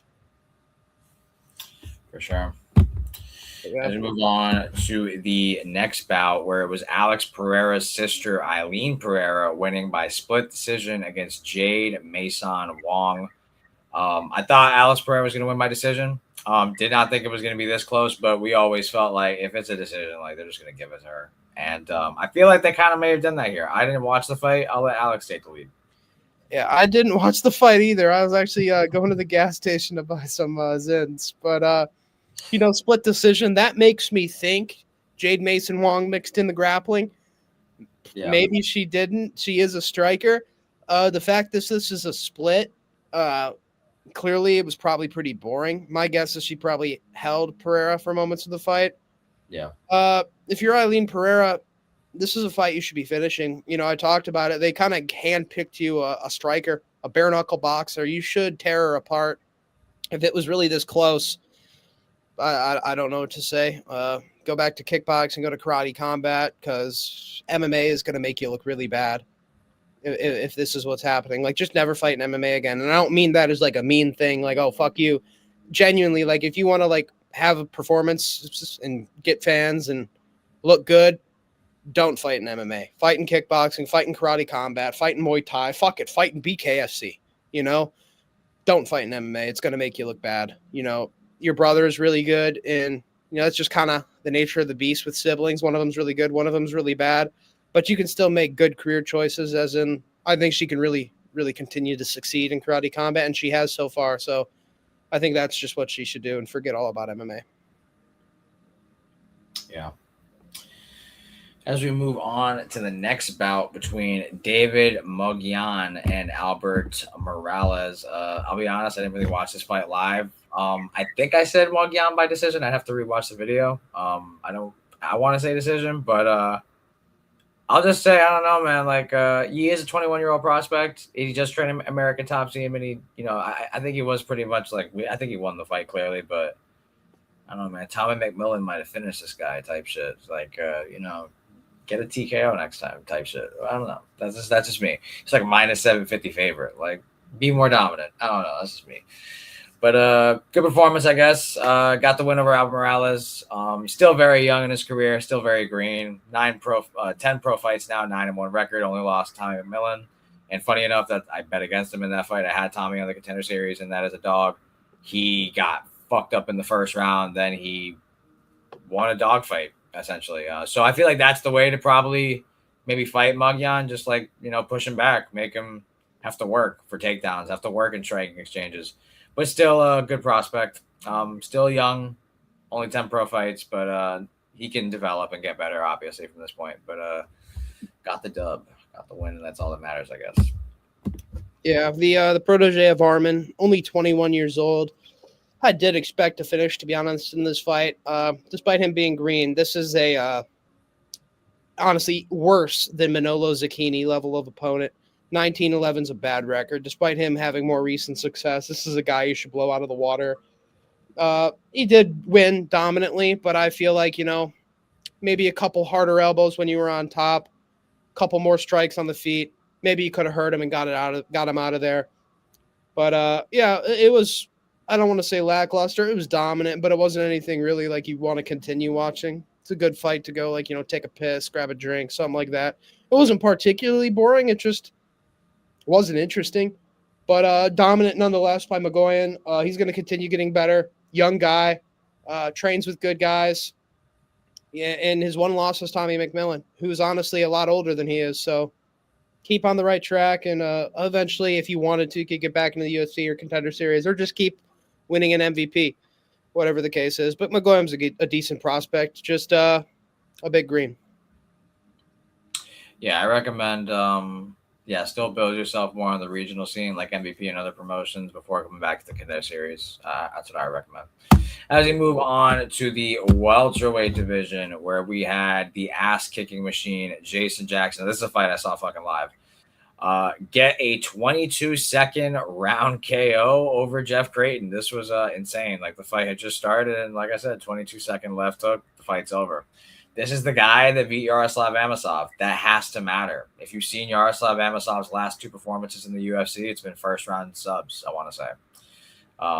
Yeah, this guy's great. Yaroslav's great. To be the one lone loss, it was a title fight in Bellator. That tells you how good Jason Jackson is. Trains at Killcliff. A little bit on the older side, but battle tested, fought a bunch of good welterweights, trains with a bunch of good welterweights like Usman and Shavkat. Like he's sparred with them at Killcliff. Like, yeah, Jason Jackson's good. Jeff Creighton going into the fight was known for his toughness and being a pretty decent to well-rounded fighter, but I had second round TKO Jason Jackson. He got the shit done in 22 seconds. I think he got 100 for show money. I don't know, 100 money total overall. I want to say a bonus was probably involved for the knockout. That was viral. Like 22-second knockouts. It's disgusting. Went to a split decision with that Gene. Yeah, he's a great fighter, man. Great win by Jason Jackson. I think he would beat Randy Brown right now. I think he's the Jamaican welterweight in MMA. Just a take. But yeah. Yeah, for sure. This was one of the best fights on the card. It was dope to watch. It was badass. Fucking first round, 20-second slime out by Jason Jackson. And on paper, Jeff Creighton's a decent MMA fighter. He's got 4 times more wins than he does losses. And, that kind of made me was thinking, like, hold on now. Jason Jackson's kind of inactive. He's getting older. Maybe something can happen. But nothing on Creighton's resume really impressed me, particularly. Just kind of looked like an okay fighter. Reminded me a bit of a Julian LeBlanc's tape. Just nothing really to tell you. Nothing he's super good at. And Jason Jackson beat Amosov, simply put. I had to pick him after that, and I picked him by KO on the feet. I think he has some real power in his hands if he connects. And honestly, boxing wise, I feel like this is the sharpest his boxing's ever looked. He's got knockouts before against like an Amosov, but I feel like that was a hot take. I feel like that was a pretty bad version of Amosov in that fight particularly. He just looked kind of shit. And he got him with an uppercut and kind of Derek Lewis slept him. This time, I feel like Jason Jackson's hands really looked good. Got right in his face. You could tell he wanted that, and he wanted it like that. So good shit for Jason Jackson. Honestly, despite him being a little bit older, I wouldn't mind him coming into the UFC, especially now that Amosov, somebody he beat in his rank. This is kind of like you can jump right inside a ranked opponent. You could get like the Pitbull Patchy Mix treatment where they just give you a ranked guy right away. And honestly, I think he'd probably win depending on who it is. But yeah, shout out to Jason Jackson. One of the most exciting performances on the card. Brutal fucking slime out. I would throw a brick on him versus Randy Brown. I think he has a Randy Brown beat everywhere. And Kevin Holland too. Yeah, like that. Yeah, I would like him to come to the UFC. I think he's pretty good. As we move on to this bout between Adriano Moraes and Fumi Nakuta. Yeah. I like Alex take the lead. I didn't really get to watch this fight live. Yeah, I am gonna go on a bit of a rant here at the end. Yeah, I want to hear this. Yeah. First round, Moraes was winning. Nakuta hurts him with the right hand. Moraes survives, keeps working him. Then Nakuta drops him with a head kick, and I was like, okay, this guy's explosive. He's good. And first round, Nakuta, despite Moraes winning early. Second round, Moraes pretty much does what he does in the first round, except doesn't get hurt. 1-1 going into the third. Third round's pretty close up until the end. And I'm like, you know what? Despite Moraes being the older guy, the more experienced guy, Nakuta has not slowed down at all. He's bouncing around. He's fresh. He doesn't even look like he's sweating. He's ripping combos, starting to land the bigger shots in the third. And I started to think, now I think this third round is going Nakuta's way. Last 10 seconds of the fight, Adriano Moraes hits him with a flying knee, drops him, immediately gets the back, and chokes him out. And if this were to went the distance, it would be a 2-1 for Moraes, in my opinion. Knocked down right at the end of the third round, in rear naked choke. That gives you the third round. The refs and the MVP promotion fucked this up because Adriano Moraes gets a submission, seconds left, and he's hell-bent on choking him to sleep, and rightfully so. You're trying to win the fight. It's a heated moment. You're in the midst of a finish. The ref comes over, end of the fight. Bell sounds, third round's over, fight's over. Ref goes to separate him. Adriano Moraes is still strangling him, not letting go. He tries again, still strangling him, won't let go. Then Nakuta goes out, and then he's like, look, he's out. And they call it a submission victory. They did the whole recheck thing with Beltran, and Beltran was trying to be like, no, it was the end of the fight by the time he put him to sleep. Adriano Moraes held on to the choke after the bell and put him to sleep after the bell, and they called it a submission win 1 second before. It gets even more retarded. If you're looking at the page, you see submission, rear naked choke, technical. Technical submissions, technical TKOs are what happens when a fight reaches past the 2.5 round. The fight can't continue for whatever reason, and they score that fight up until its entirety. A good example of this is the Diego Lopez-Joe Anderson Brito fight. Joe Anderson Brito is winning 2-0. He pokes Lopez in the eye in the third. Lopez can't continue. They score that fight up until that point. You can't do this for this fight because the bell fucking sounded, and by the time he was asleep, the fucking fight was over. This isn't it happened controversially before the bell. No, he choked him in a totally correct submission. No illegal shit about it. The ref just Herb Dean didn't separate it. He continued strangling, and I don't even blame Marias for this. That you're getting a finish. You're not supposed to slow down. You're in one of the most heated moments you'll ever be in your life. You're getting a finish.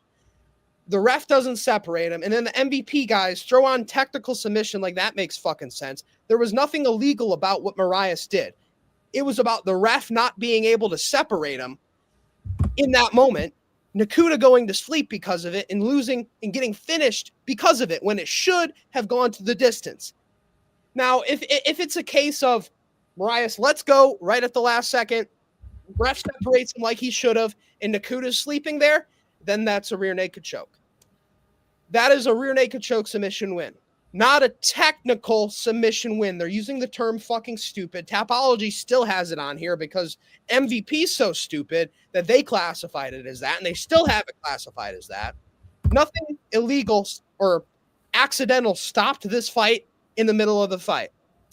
They separated them after the bell already sounded. I'm sounding like a broken record right now, but it's just stupidity. The commentators were fucking dog shit. They didn't know any positions. When people would fall off the top of the back, they're like, oh, they're doing a backwards escape.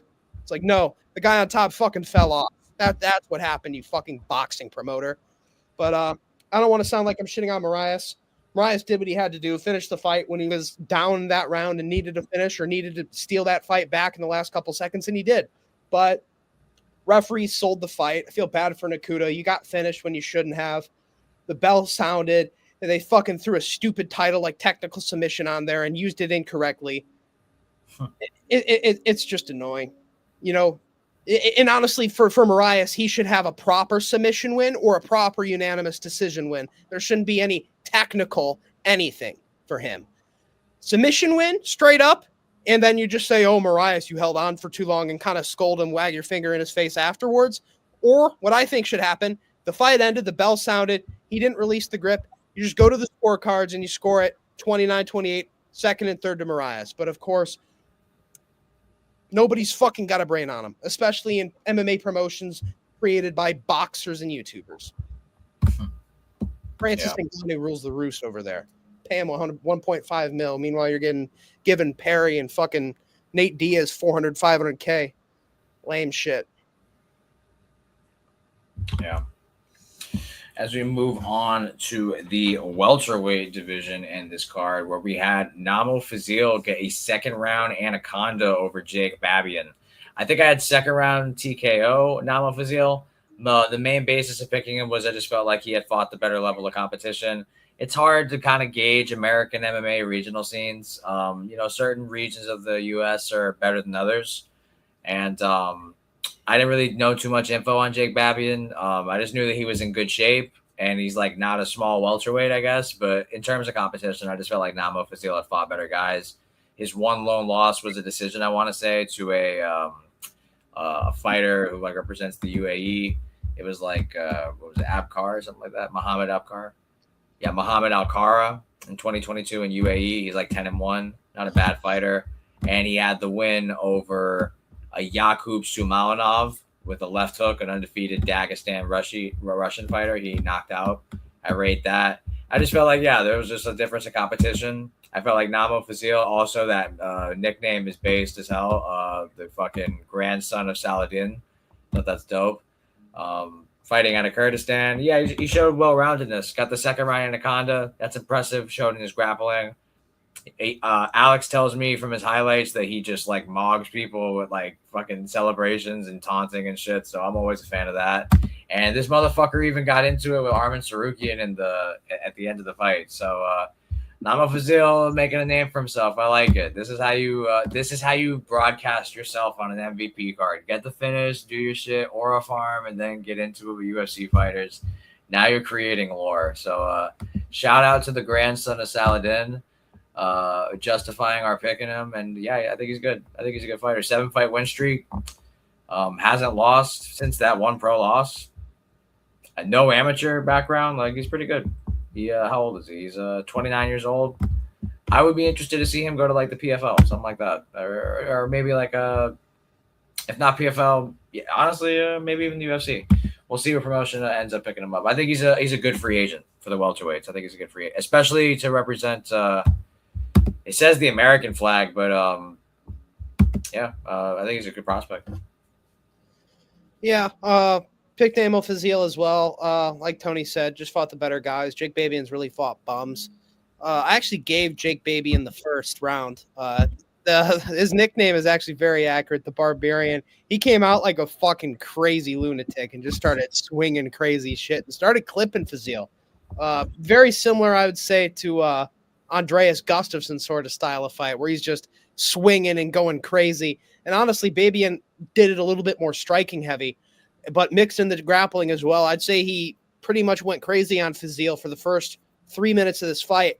After that, Fazil landed some shots and got a takedown and pretty much held him in sprawl and landed elbows to the side and the ribs. I gave Babian the first round just based on the output and the pace he put on him in the first 3 rounds. What I didn't realize was going into the second round, he was completely fucking gassed. Fazil took him down easily, submitted him, hurt him on the feet, sliced his top of his head open with elbows. Babian was tough. He came in here to win. He went crazy in the first round. Respect to him, but just the worst fighter. He's was reliant on pretty much going crazy early, and after that faded, it was just a matter of time. And feels bad for Fazil. The only thing people are going to remember about him or his performance is the fact that he got into an altercation with Armin. Armin's just such a fucking child. He wants to jump over the security because somebody says something to him. Fucking doing all this Nina drama bullshit. They're both married. Her fucking husband's behind the camera, not fighting in the UFC. Right when I was kind of like respecting him, like, oh, even though he can't get the title fight, he's staying active outside of the UFC. This Nina shit's getting to me. I need to see him fucking killed by Ilya Taporia. Like, I need from what I heard from you, I need like Brundage, Petrosky levels of ground and pound on Armin's corpse. Yeah. And Fazil ain't good enough to do it. We need Taporia. I can't see another fucking gay ass Nina drama skit. Armin and Nina need to get out of the sport. Kill him. But yeah. Not a fan of strawberry with matcha. This is world's largest coffee with world's largest donut. Yeah, I feel that. As we move on to the heavyweight division, where we had Robles de Spain go up against Junior Dos Santos. Early on, we all felt like Cigano was on steroids at 42 years old. We all thought he was in pretty good shape going into this bout. He got the proper nutrients and the vitamins he needed. He was landing the leg kick, establishing the leg kick early, and you thought, hold on, let Unk cook. Let the former champ cook a little bit. He's got a good low kick. Wait a minute. Spain can't box, and now he can't kick? What the fuck's going on? Like, hold on a second. Why is he minus 400? It was looking like momentum was starting to build, but JDS's chin at heavyweight is something that we're gonna have to talk about, or something that we won't have to talk about because he should retire, but something that needs to be talked about. He has 9 TKO losses in 32 pro fights. 80% of his losses are by knockout. He is getting like a shoulder injury against Jorgen De Castro, elbow by Cyril Gane, Jairzinho Rosenstrike, Curtis Blades, Ngannou, Steve Miocic, Alistair Overeem, Cain Velasquez. Just about every time in the UFC, it felt like anytime this motherfucker would get like a loss, he got TKO'd. Props to Spain. I felt like from an MMA perspective, the more well-rounded fighter is JDS, like having fought at the championship level and just more pro experience. He attempted to mix in grappling. It was just unsuccessful. Fucking Despain just shucked him off like a little bro. Hit a 3-piece on him. Uppercut, I think, was a big punch too in it. Yeah, the power, the chin. Now I see why Despain was minus 400, despite the experience edge and well-roundedness edge that JDS I thought had going into the fight. But his durability is just such a big problem that it doesn't matter how well-rounded he is. Unless he fights perfect, which he kind of nearly was doing, it still ain't going to matter. He gets touched one time, it's wraps. So props to Despain for being the bigger, more powerful, younger fighter, getting the first-round knockout, as I think we all predicted. Yeah, Mike actually picked JDS, but I picked Robelis first round K as well, and it kind of looked like it for a minute. JDS was kicking to the calf.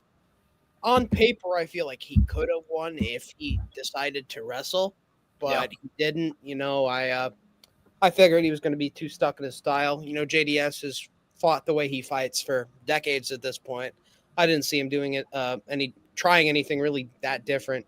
He seemed like he kind of thought about shooting one takedown kind of right when he was finished and started getting clipped by the hooks of Robelis.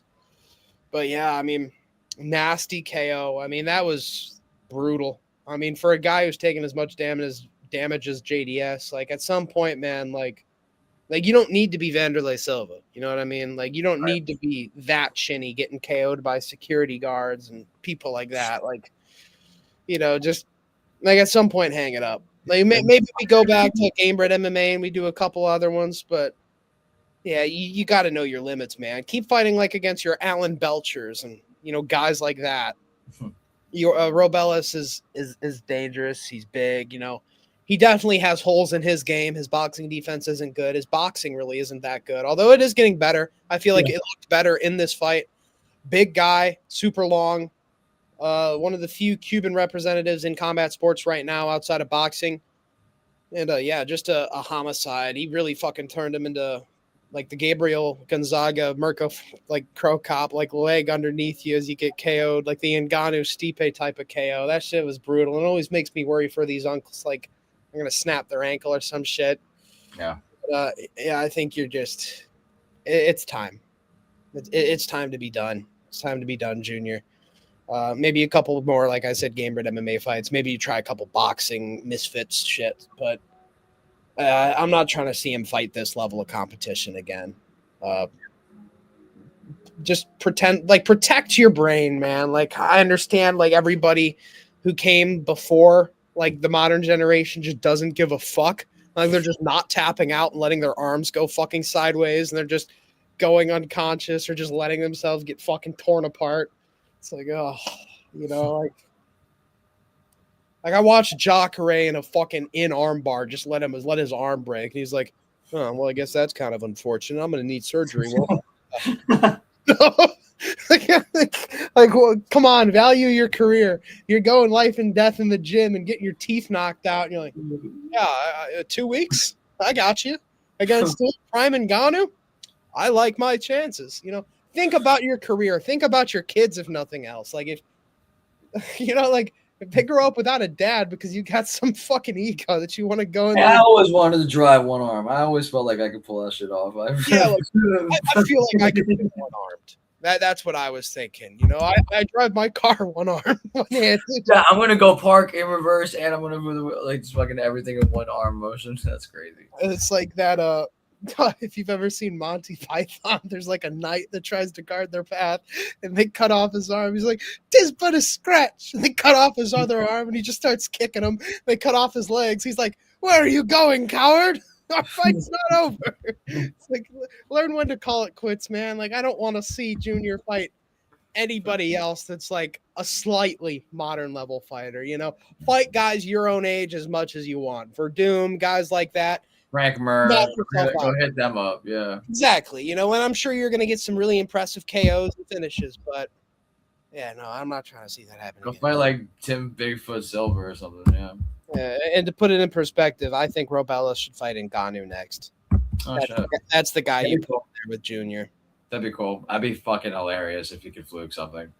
That'd be. You know what? The way Ngannou looked, kind of looked shit. We'll get to that in a minute, but you will. Let's talk about this fight. I'm gonna let you take the lead on this one. Yeah, just a clinical MMA performance. Great hands, great kicks, great wrestling, great defensive everything, striking and grappling. Parnas is the real deal. It was good to see him perform on this card. Kenneth Cross is honestly, looking at his record, a pretty hard guy to put away, especially by KO, and Parnas did it. Parnas was kind of the heavy favorite, and for good reason going into this fight. Kenneth Cross we kind of knew was a lamb to slaughter in this fight. But I'm going to be honest, in the fight, he didn't look as bad as I thought. He got a takedown on Parnas. He came here to win, but Parnas is just better, hitting reversals, hitting sweeps, get-ups, takedowns. He is a very good MMA fighter. He's not just a good striker. He's not just a good grappler. He mixes it all very simultaneously. It's sad to say, but I have a feeling he's going to be one of those that got away. We're never going to see him in the UFC. He's going to get signed to some bummy PFL deal, and we're going to see him fight Usman Nurmagomedov twice, and AJ McKee once, and probably Paul Hughes. And there we go. It's a super fight. Yeah, I want to see him in there against like Fressiam. I want to see him, after several wins in the UFC. I'd like to see him take on those top level matchups and take on like an Oliveira and see if he can at least defend against the grappling against a guy like that. How he matches up in the striking against like Fiziev or Gaethje or anybody like that. I think that'd be a lot of fun. Double champion KSW. Yeah, I mean, I there's not much I can say that I haven't already. Very impressive. A lot you guys probably already know. But one of the best French fighters in the MMA scene right now. Just fucking shame. I feel like we're never going to get him in the UFC. But I know this is a big guy Tony likes, so I'll let him take away from here. Yeah, this guy exceeded my expectations. I had a second round TKO for Saladin Parnasse to become the first guy to knock out let me just now make sure. Kenny Cross. Yeah, I want to say that was what his name is. Yes, Kenny Cross. But let's talk about the man of the hour. In my opinion, I thought he used MVP promotions the best as anybody. He was the tied with Ngannou for the biggest favorite on the card, and he looked the part. This guy, I think, I may be exaggerating, maybe hyperbole to some, but I really do feel this. I think Saladin Parnasse is the best French MMA fighter in the world. I think this guy is amazing. I think his kickboxing is elite. His hands, his defense, his grappling is. I think, yeah, like he may be outside of like a Benoit Saint Denis. Like French grappling is not crazy. Like Umar Sy was considered like a good grappling prospect for French standards. Like Saladin can wrestle, and he not like crazy subs, but he just understands like positional wrestling and MMA, how to get up, how to like use his striking with his grappling. He's just like Alex said, he's a phenomenal MMA fighter. As you guys could see, 23-2 record, 25 pro fights at the age of 28. He was a 2-division weight champion in KSW. By all accounts, probably one of the most, if not the most, like accolade fighter. He's probably the GOAT of KSW, all things considered. He was on the verge of becoming the first ever triple champ in KSW history. That's one of his lone losses. It's his most recent loss against Adrian Bartanowski. They fought in 2023. That was a super fight with the welterweight champion of KSW, who's a very good fighter in his own right, 19-1. And as you guys can see, very good shape, very good vitamins. He's on the best stuff. Yeah, that's one of his losses. And the other loss he had was for all this considered kind of a fluke. It was against the Daniel Torres in 2021, where his forearm like clipped Saladin's head as he was like dipping and ducking a strike, and it just like hit the temple and he went out. He went on to avenge that with a decision win where he clearly showed he was the better fighter. So his two losses are against a welterweight where he's a lightweight and a featherweight. So like, and Adrian's good.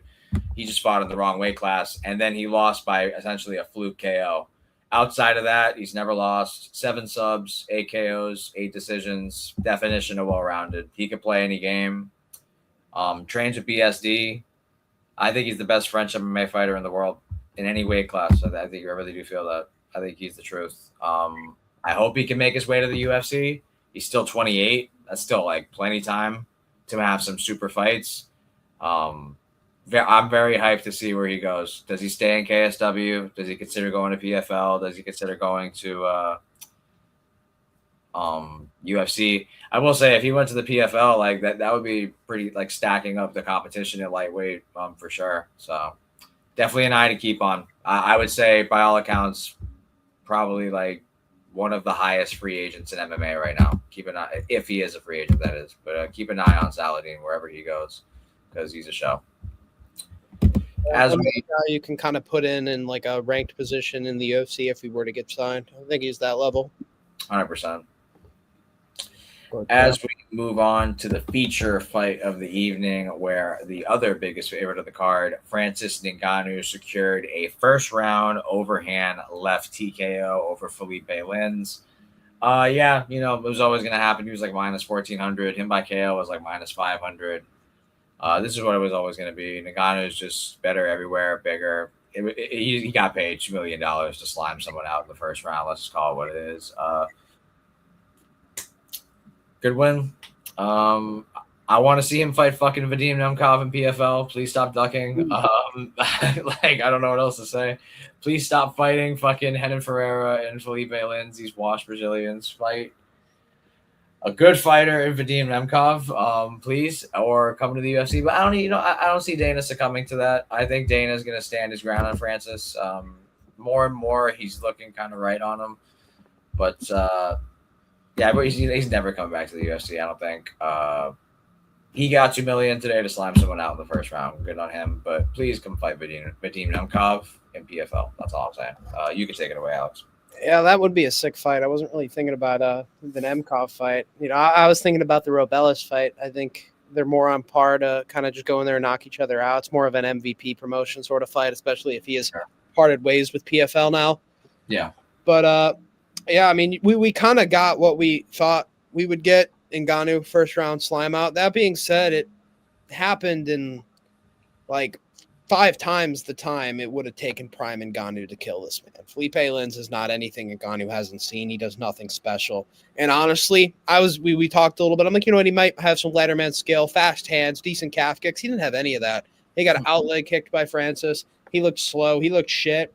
That being said, he was landing good shots on Francis. He landed a couple good twos in there. And I'm going to be honest, if that's Tom Aspinall, you know, it didn't look good for Ngannou.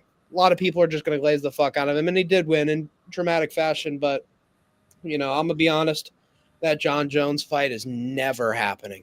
And at least of all in the MVP. If John Jones thinks the UFC is going to release him from his contract without him fighting it out, he's fucking insane. There's no way Dana White ever lets that happen if he still has the rights to Jones's contract. He won't let GSP out.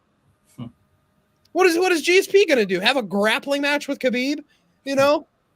There is no way he allows John Jones to fight Ngannou in a rival MMA promotion. There is zero chance. Actually, zero chance.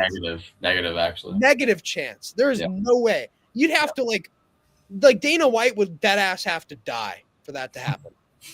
You know, maybe some sniper out there is getting paid big bucks by Jake Paul to make it happen, but Dana White would eat it, kid. I loved every second of it.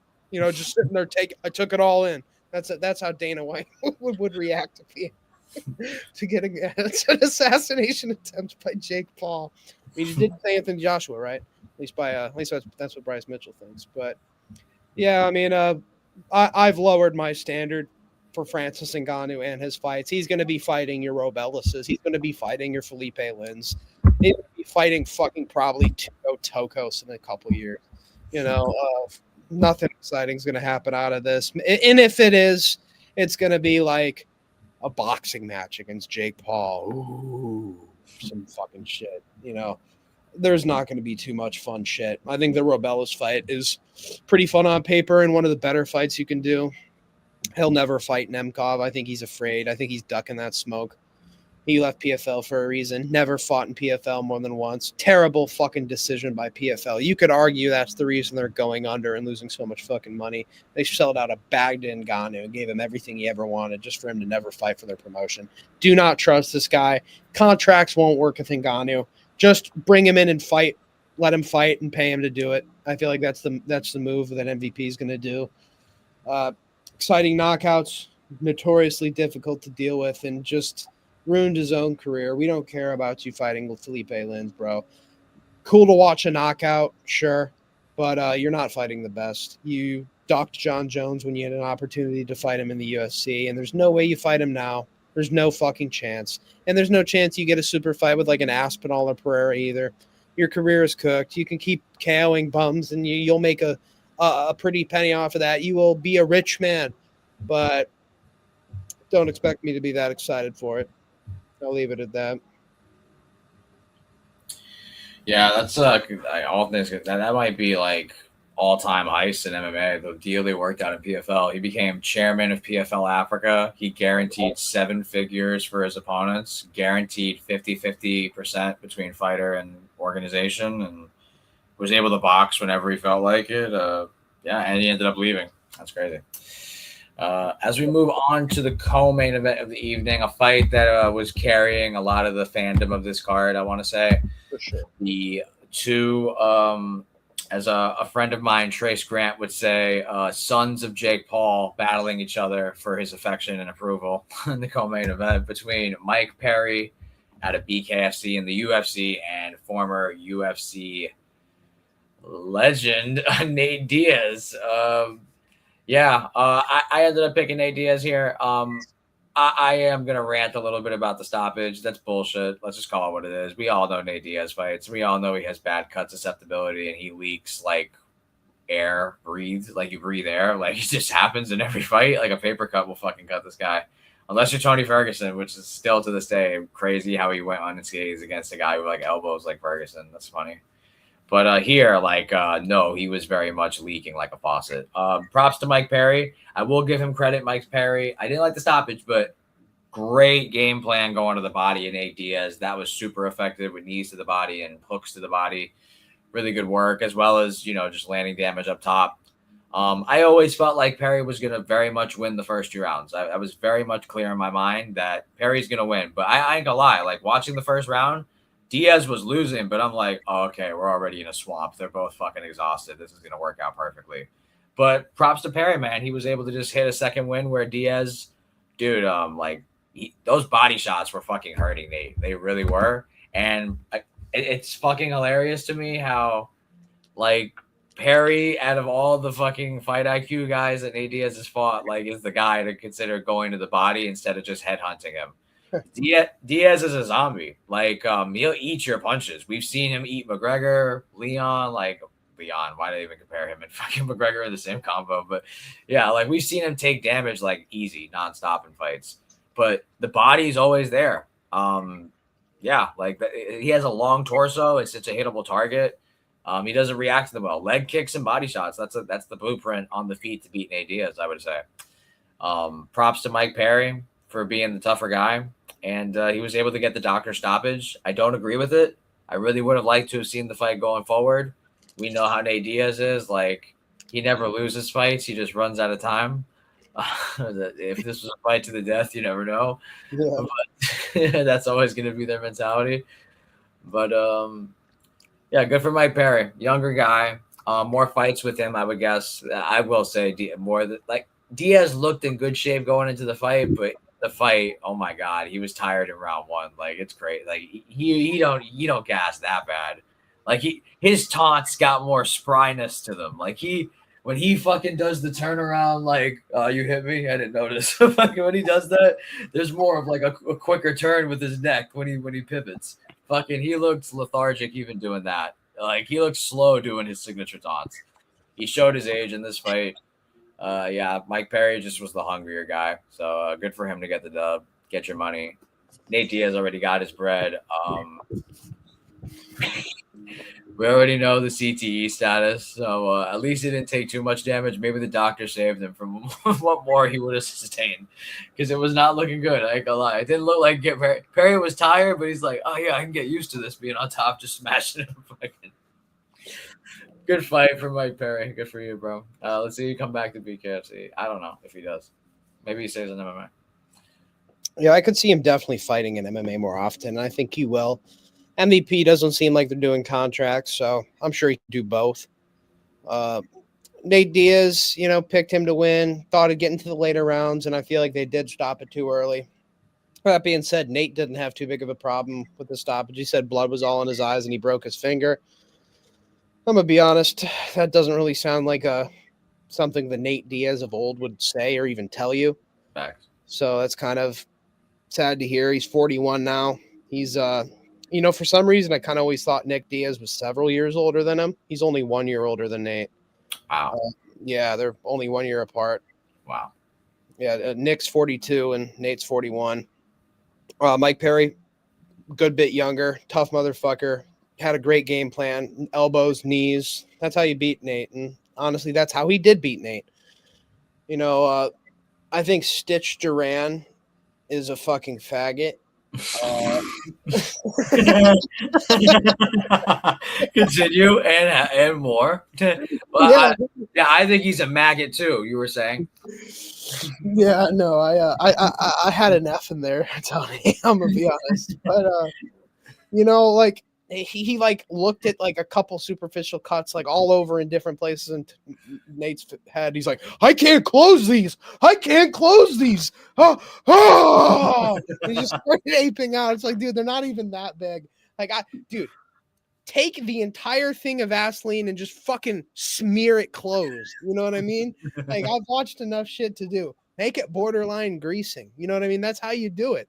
Yeah. How many times we've seen just Vaseline dripping off of people's faces? And, that's why the UFC employs the best. And people forget, man, the original fucking, he was never my friend.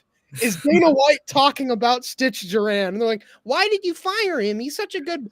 Stitch Duran was never my friend. That's where that comes from, is when he fired Stitch Duran. And you know what? I fucking respect it. He doesn't deserve to do it. He's a can. Fuck him. He sold Nate Diaz's win down the drain. But honestly, Nate Diaz emotionally was kind of broken. Jake Paul kind of like putting his finger in Nate's cut after kind of rubbed me the wrong way too. Fuck you. But with that, we still won. That's how it is. Wait, what? He did what? What did Jake Paul do? What did he fucking do? He just walked up and started putting his finger in Nate Diaz's What the fuck? Haha, you lose, bitch. No, he took like the blood off of it and he went. What the fuck? Yeah, fucking. I didn't see that. I need to clip that. I need to see that. Yeah, he just starts putting his finger in his cut and takes the blood and goes. Hey, I got football paint. I'm going to war. Haha. Yeah, fuck. So I should have saved my F word for him, but no, Stitch Duran's more. Trace Grant's gonna have a fucking field day with that. Oh my god. I didn't know that. I was like, wait, what did you say he did? Yeah, I just walked up and finger gouged his wound and went like, yeah. He just started putting it in there and just yeah, that shit was so cold. Nate Diaz just let that shit happen. Like he did, dude. I was like, dude, Nate Diaz should be throwing water bottles and microphones right now. Get your finger out my face, bro. What the fuck, bro? Yeah, he did let it happen. Another thing, it's like, Nate Diaz is old throwing water bottles. He's throwing microphones. He's Dylan Dennis maxing. Bro, just let Jake Paul finger fuck his face. That's crazy. He did. All right. Yeah, sad to see from Nate Diaz, but damn, Father Time's undefeated. He looked 41 plus today. Yeah, but good win for Mike Perry, the hungrier guy, the younger guy. Fighting is all sports are considered a young man's game, and we saw that today.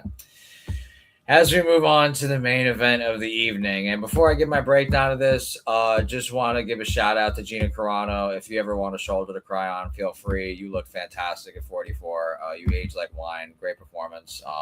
Yeah.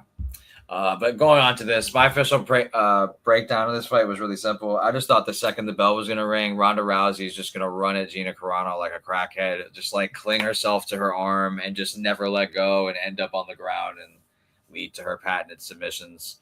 If I remember correctly, Gina Carano pulled a guillotine. Yeah, as soon as she did that, it was GG's. Ronda immediately got out of that shit, pass guard, took her arm. Actually, I think she landed like a ground and pound punch, and then she just lashed her fucking arm in signature fashion, and what we all thought was going to happen happened. How long was it? Like 16 seconds? 17 seconds. Yeah, I mean, vintage Ronda Rousey, as it should have been. Don't get it twisted though. If this fight somehow had like Hamzat and like Sean Strickland like vibes where she didn't grapple, like I actually wanted to see what it would look like on the feet. That would have been hilarious. But Ronda Rousey knew better than not to let it get there. Props to her for getting her signature armbar. This was what it always was going to be. Gina Carano hadn't fought since fucking 2009 Strikeforce, but I don't care. You look amazing, Gina. I love you. Good fight. Thanks. We are beating it up when it comes to Gina Carano. Ronda Rousey and Gina Carano would be like the craziest two-man ever. But Ronda Rousey kind of just mogged right away. Looked like classic Rousey. That's because she faced a fellow classic opponent. It really was like a time machine. Pretty much Ronda Rousey in her prime against somebody that fought at her time. It was kind of like that, and they did capture it pretty well. It felt like one of Ronda Rousey's, 15-second armbars because it was. Right.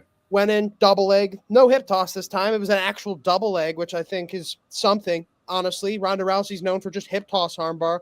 That shows, like, improvement, I guess. Yeah. Probably.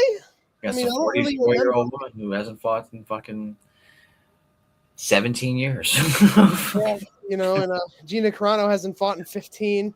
Fucking Rousey hasn't fought in like almost 11 or 10. Yeah, they've been literally haven't fought in over a decade. Yeah. We saw that today, and Ronda Rousey won, I think, the way we all kind of thought she would win if she did like that. Yeah, like Carano like stuffed the tin and threw a low kick and fucking just immediate double leg by Rousey. Went to the mount, punch, armbar opened up and she got it. You really saw the lack of modern MMA knowledge in this fight from Carano. Just kind of was a sitting duck once Rousey got on top and went for the arm. Yeah. And yeah, that's not too much to talk about, honestly. In the main event, it was 17 seconds long. Yeah. I don't really know what you do with Ronda next. I don't know what she thinks she's going to do. I feel like she's going to stick around. It doesn't sound like she was going to retire again or anything like that. Coming off a big win like that, I know her ego's probably fucking feeling real high right now. She's probably going to stick around at least till she loses again. That's kind of Ronda's whole thing. Once she loses, she'll be done. Yeah. But, I guess I don't really know what you do. It would be cool if they could do like Rousey Cyborg, although I think Rousey would get slimed. Yeah, she would get messed up. She would get slimed. You could also I think she'd be more open to like a Misha Tate. I'm not interested in that again. I think Dakota Ditcheva maybe, although she's lighter in skill. Or lighter in weight. I think that would be interesting. Yeah. But that's really it as far as outside of the UFC goes. Maybe what's the girl that beat Kayla Harrison? Pacheco? Oh, yeah. Those aren't easy fights. They're not Gina Carano coming back into the cage after fucking 17 years. So yeah, that was the MVP card. I mean, it took some time to get through, but honestly, the main event's like damn near the shortest one. Yeah, there's not a whole lot to talk about. Women's MMA, neither of them showed up. It's hard to like say something that you guys don't know already. Like, what do you want me to say? Ronda Rousey got an armbar. Like you guys know that. Like did that a decade ago. That's kind of the only way she won by.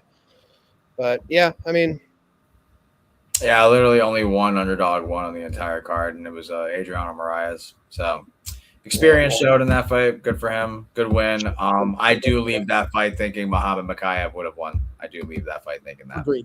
Agreed for sure. I will say that. Honestly, low key, the biggest loser of the card, Muhammad Makayev. You fucked up. You could have beat Adriano Moraes on a platform like Netflix. So, L on Makayev. You should have took the opportunity when you could have. Fumi Nakuda, I don't know what happened with him, but good performance from Moraes. But yeah, literally one underdog hit. Feel like like this was just an opportunity for fighters to look good. But I will say, if I had to like grade people, Eileen Pereira, split decision, not good. Brandon Jenkins, that fight actually went according to how I thought. And you're saying it wasn't a split, so that's fine. When I picked Avila. McGoyan going to a decision against Morales, I don't know. Jason Jackson looked fantastic. Adriano Moraes, the only underdog, good win. Namo Fazil, sweaty first round, but that's what Babian does, and he played smart, got the Anaconda, good finish. Robles to Spain. That's just durability and youth in favor of him, and JDS just didn't get the grappling going. Saladin Parnasse, he's like that. Been saying. Francis Ngannou, this was just a mismatch. Mike Perry, Nate Diaz. Really wish they didn't have a doctor stoppage. That would have made the card better. Really would have liked to see what would have happened in 3, 4, 5. But based on the body language, the way the rhythm of the fight was going, like outside of like a couple straight punches and exchanges, like anything that Nate landed, like it would land, but it didn't really stop Mike Perry in his tracks. You can make the case he had fought more powerful punchers at BKFC, truthfully, in recent memory. And then in the main event, like Alex said, vintage Ronda Rousey, just dominant, but yeah, dominant against a 44-year-old woman who hasn't fought in fucking 17 years. So you better be. Yeah, that's the card. How many fights was this? This was 12? 11. 11. I went 10-1. The only loss was Nakuda. I mean, doesn't take a rocket scientist. As for the UFC, I want to say I went 9-4. Let me pull that up real quick. I didn't log into my Tapology, but I'm pretty sure I can remember my picks. Let's see. Pretty sure I went 9-4. I know I lost the first 2 fights with Shauna Bannon and Daniel Barres, but I did hit with Brundage. I did hit with Juan Diaz. I felt like Cavalcante won that fight. Real bit of a robbery on my end, I think, but close fight. But I really did feel like Cavalcante won. So yeah, Cavalcante, the first 2, and Daniel Santos. Those are my only losses. I wanted Duho Choi to win, and I wanted to pick him. I regret not picking him, but happy that he won. Very happy that he won. Arnold Allen, proud of that main event pick. Juan Diaz, I'm really proud of, and Cody Brundage. Those were the 2 guys that made my day today. Bukowskis, very sus performance, very not good. Bernardo Sopaj look improved. Chaos Williams got the knockout in a round sooner than I thought he would, so I like to see that. That was a great performance from him. Ivan Urslan outclassed Tuco Tacos. I was initially going to go Tuco Tacos at the beginning of the week just because he had trained with good people, but yeah, I'm glad I stuck with Ivan instead, or I switched last second. Tommy Gant got the finish in the second. I just felt like it was too much of a push for Archer on short notice. That was a tough ask. But all in all, not a bad card for the Apex. You had 1, 2, 3, 4, 5, 6, 7, 8. 8 finishes in 11 fights. That's not bad. I went 9-4. Not a bad card. We're going to have a week break for the UFC coming up, and then we'll get ready to set our alarm clocks for Macau. But is there anything else you'd like to add on, Alex? I feel like we covered everything that needed to be said.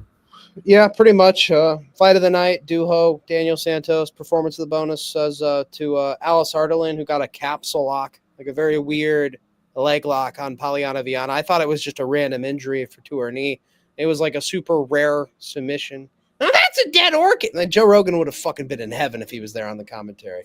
But yeah, she deserved it for the weirdness of the submission. And Juan Diaz, I feel like Wellmaker's a little bit of cooked, and the fight wasn't that entertaining. I probably would have given the bonus to somebody else, maybe even given it double bonus to Duho.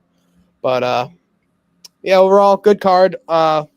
Combined together with MVP and the UFC, it was a great day of fights.